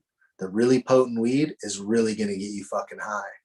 But if you start smoking really potent weed all the time, after a while, it's not really going to be very potent weed because you get used to weed so easy. So like if you have weed that's not very potent when you smoke it, you'll be like really fucking stoned. And then you smoke it for a while and it won't get you that high. And then you smoke a more potent weed and then you get high again. Once you get to that point where you smoke the most potent weed all the time, like it'll still get you high if it's really that very top thing, like Chem 91, Fire OG. There's these certain ones that are like no matter what, like they're just very, very potent. And I think those kind of keep their popularity because everybody like is like, okay, yeah, this you're gonna get high for sure. But it's always funny to me because it's like whatever is normal to you as far as your routine will become normal to you as far as potency. You just be like, yeah, I smoke this and I get high. And then if you smoke something really good and you go back to that, you'd be like, I didn't get fucking high at all. It doesn't do shit. But if you constantly just smoke weed that's not that stony, it'll get you, you know. I think tolerance is huge with weed. I think you just adjust to it, and then there's only a few things that can still get you high. Because like if you smoke like good water hash all the time, after a while you don't even get that high. Then you can smoke a joint. The joint will get you high, you know? It's weird. Like just the switch sometimes too, switching stuff will make it potent. And I mean, I don't know if that's exactly what's going on for you, but I feel like from that, like I'll go on vacation and get some weed, and at first it won't be strong to me, and then I'll smoke it for a couple days, and then you like smoke it first thing in the morning after like 4 days of smoking it. And you're like, fuck, I'm stoned. It's like, this is real weed now, you know, even though it's like, it wasn't that great when you first got it, came off your old weed.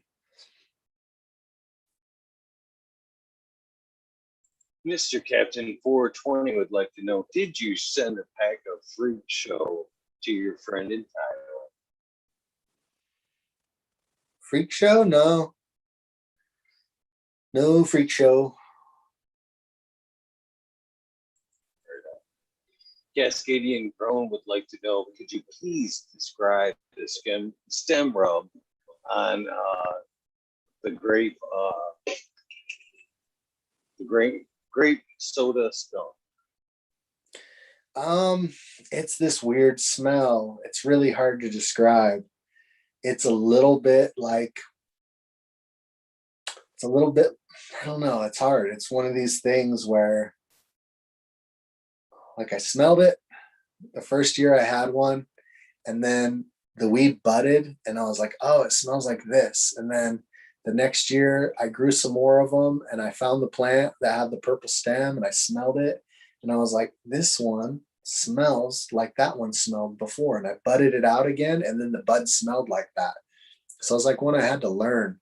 But it's a little bit hoppy and like beer, a little bit. And then it's a little bit like burnt rubber kind of. And then there's like this kind of candy smell to it. A little bit like a Tootsie Pop or Jolly Rancher or something, like the grape. And that's like what they smell like. And then there's the one that's not quite right, and it's a little bit more floral in a weird way, and extra more of like the beery smell, which is like bread, yeast, beer, hops, kind of like, to me. And to other people it's not like you'd maybe recognize it, because it's just these things that they just, whatever things remind me of. I can't say they really smell like that. It's just, to me, that's like what I picture when I smell it. So I use that if I can like latch onto something. So I don't know if it's like, if it would translate to what anyone else would smell, but definitely a little bit of grape, and then some kind of like a burnt coffee chocolate rubber kind of a thing, like not skunky, but like hints of what you get from like a real skunk. And then some of the weed is really skunky, but it usually has like a chocolatey, grapey thing to the bud. And then, you know, there's like a real like loud skunk aspect, but all the stuff I have that's skunky, it has other smells mixed with it. And the grape soda skunk, the stem rub is like, it'd probably be better to describe it just as acrid rather than skunky. It's just has that, it has this little bite to it that smells kind of burnt almost. And the weed does too.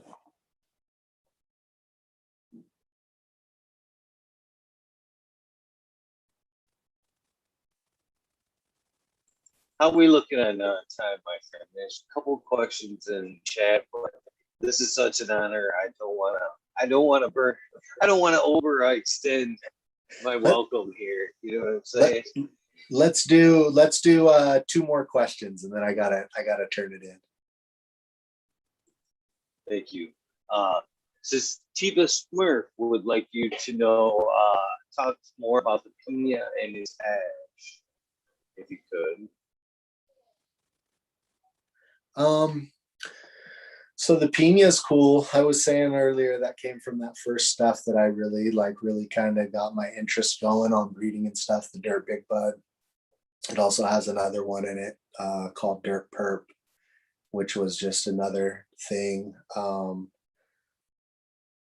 The perp, it turns out, after talking to a couple friends who knew that little era better because they're older than me, that there's a thing that's in the lime that is also what is called the perp, which is not to be confused with the perps or like any of the things that carry that. It's not Mendo perp. It's not purple Urkel. Like it's unrelated to those. It's just that when weed turns purple and you have mostly green weed, you want to call that shit the perp, or the purple. Uh, so it's Big Bud, Dirt Perp. And then I got this plant that was labeled Urkel Cross in the early 2000s.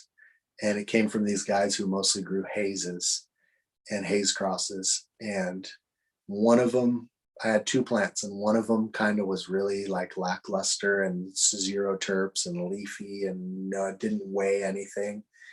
And could have been an Urkel cross. And then the other one seemed like it was just not, it wasn't that. And I honestly think that both plants only came with one tag and that one of them wasn't labeled. And I just assumed that they were both the same, but I can't remember that fully. But the other one was definitely not an Urkel cross. And now, after seeing what I've seen from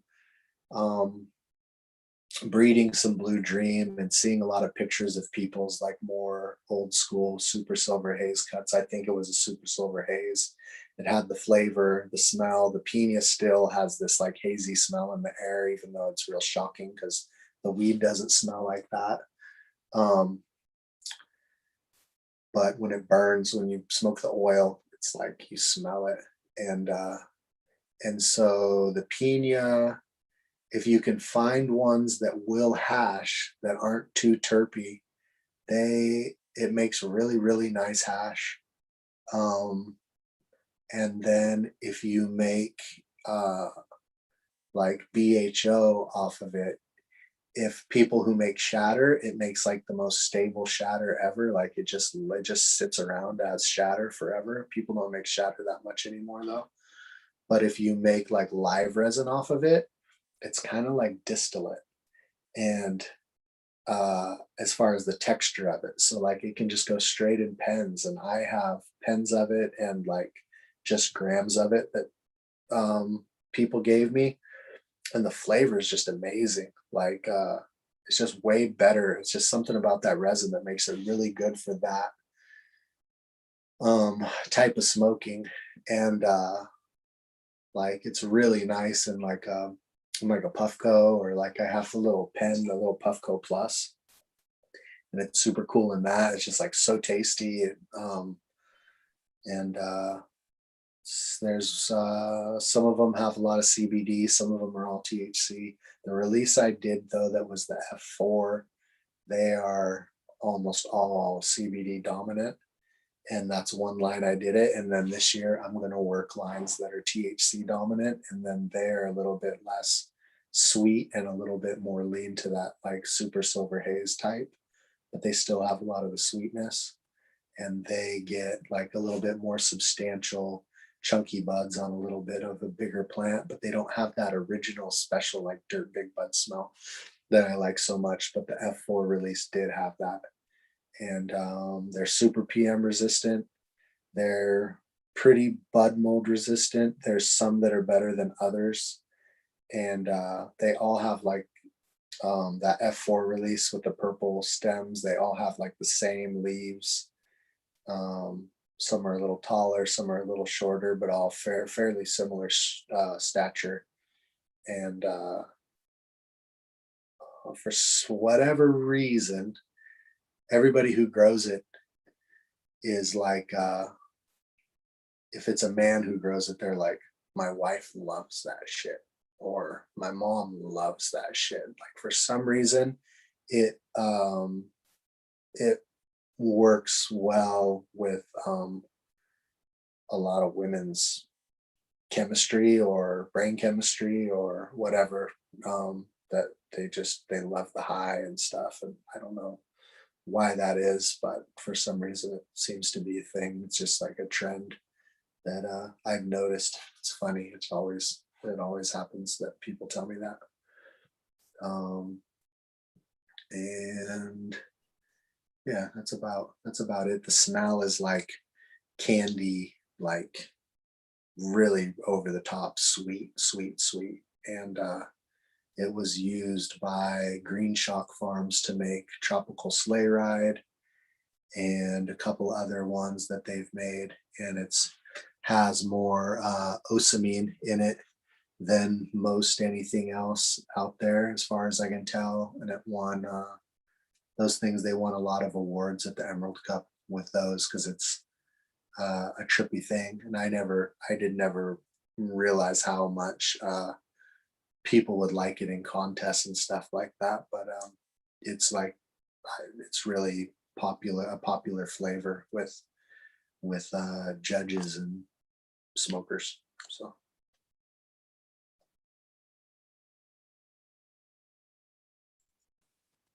Oh, brother, I'm gonna let you have that second question there. I forget that a lot of these things just aren't yes and no questions. You know what I mean?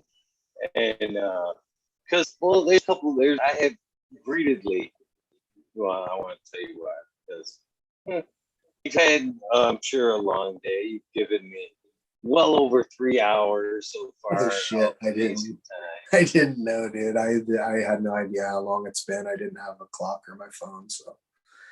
Oh, I'm grateful, man. I just, Yeah. like I said, I don't want to overextend my welcome with I gotta tell you, man, I've interviewed a lot of great people in the cannabis industry. But I don't think it was just because Mean Gene was in the name, but I was a little nervous today. Myself squaring up against you today. But man, it's been an awesome night, man. Very humble guy. I gotta tell you that. Very humble guy for somebody that does amazing shit in the cannabis industry. Super knowledgeable. Uh, you're very humble, my friend, and I thank you for giving me so much of your time. To be honest with you, and hopefully you think about coming back and doing another round at some point. Uh, That'd be awesome, man. I know that I've enjoyed this. It's been a pretty epic night for me. Chad's loved this as well. And thank you for what you do in the industry in general. And hopefully that you will think about coming back at some point. I kind of hinted to the wormhole. Everybody that has done the show earns a right to come hang out in wormhole at some point. They vary from night to night when they are on, depending how long the show goes. Yeah, there'll probably be a wormhole at some point tonight. Open invitation there as well. Monday nights are always wormholes, 2 o'clock Eastern, which I would make that what 11 o'clock Eastern Standard Time, right? Yes, 3 hours behind. So anytime you feel fit, that'd be awesome. No worries if you don't. The one other thing that I'd like to get from you before you go is the soundbite. I try to get my soundbite from everybody that does the show. It's going to be pretty much a commercial for the show. Basically, what I'm looking for is that old school soundbite. On my end, it would be like, "Hey, this is Eagle, and I'm on fucking talking shit with Eagle, episode 414." Something like that. You can, put on whatever you'd like, throw it. But basically, that's what I'm looking for. If you could be so gracious to give me a soundbite for this episode, I would greatly appreciate it.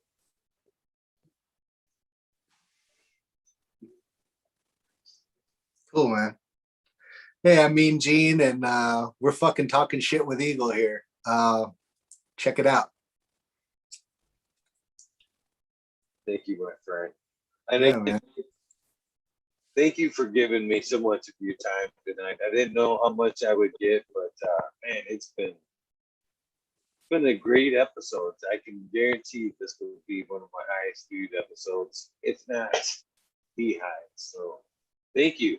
You've been highly requested. I told you that in the invitation, man. You're one of the first people wanted to see on the show, and I can't thank you enough for coming on and doing this.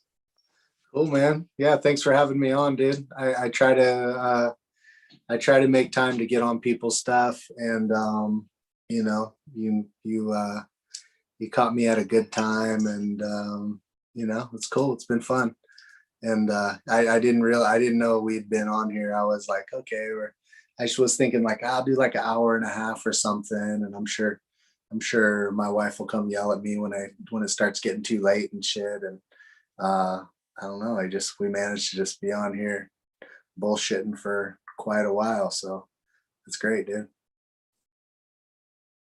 I can't believe I've held you up from that after work, after dinner joint there. I was like, man, he's not smoking. I don't want to be all. I don't want to get all high and foggy, man. Yeah, no, I'll shut down about 40% at least. You know, if I'm doing this kind of shit, or I'm working at a show or whatever, I'm like, no, I'm not gonna be smoking, because I'll kind of just start to be like,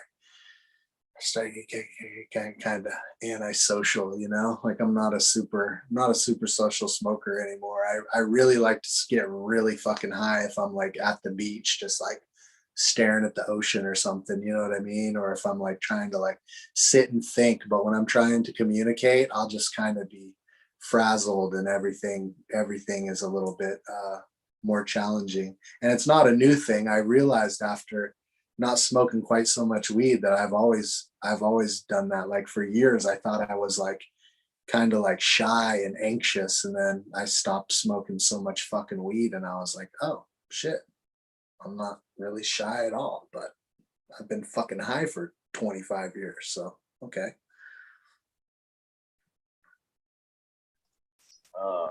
Weed doesn't make me shy, that's for sure. It depends on the weed. I never know, you know. I'm always trying new ones. If I smoke like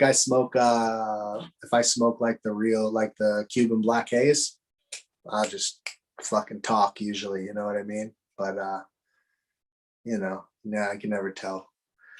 Never know. And then you know, I'll get kind of self-conscious and shit, you know, get kind of weird. Well, I want to thank you. I know you're probably getting tired over there, so please consider coming back again. A huge thank you. If I don't cut it off now, I'll keep you all night long. So thank you. Thank your wife for not not cutting us off at an hour and a half. I'm very grateful for the extended time. And thank you for everything you do in cannabis. We'll talk to you again soon, hopefully. Hell yeah, thank you, man. And have a good rest of the night.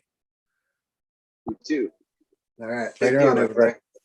Yeah, you too, man. Mr. Mean Gene, Freeborn Selections. Thank you. What a great night it was. Thank you guys for tuning in. Wow, record numbers, I believe, tonight. If I go back and look, kind of knew it would be. Thank you guys. You guys know the deal. Please do something nice for somebody. Random acts of kindness do save lives. I'll never quit repeat that mantra. Give me a few minutes and I'll wind up the wormhole. I'll see you guys in a few. Thanks again, Mean Gene. We are out of here.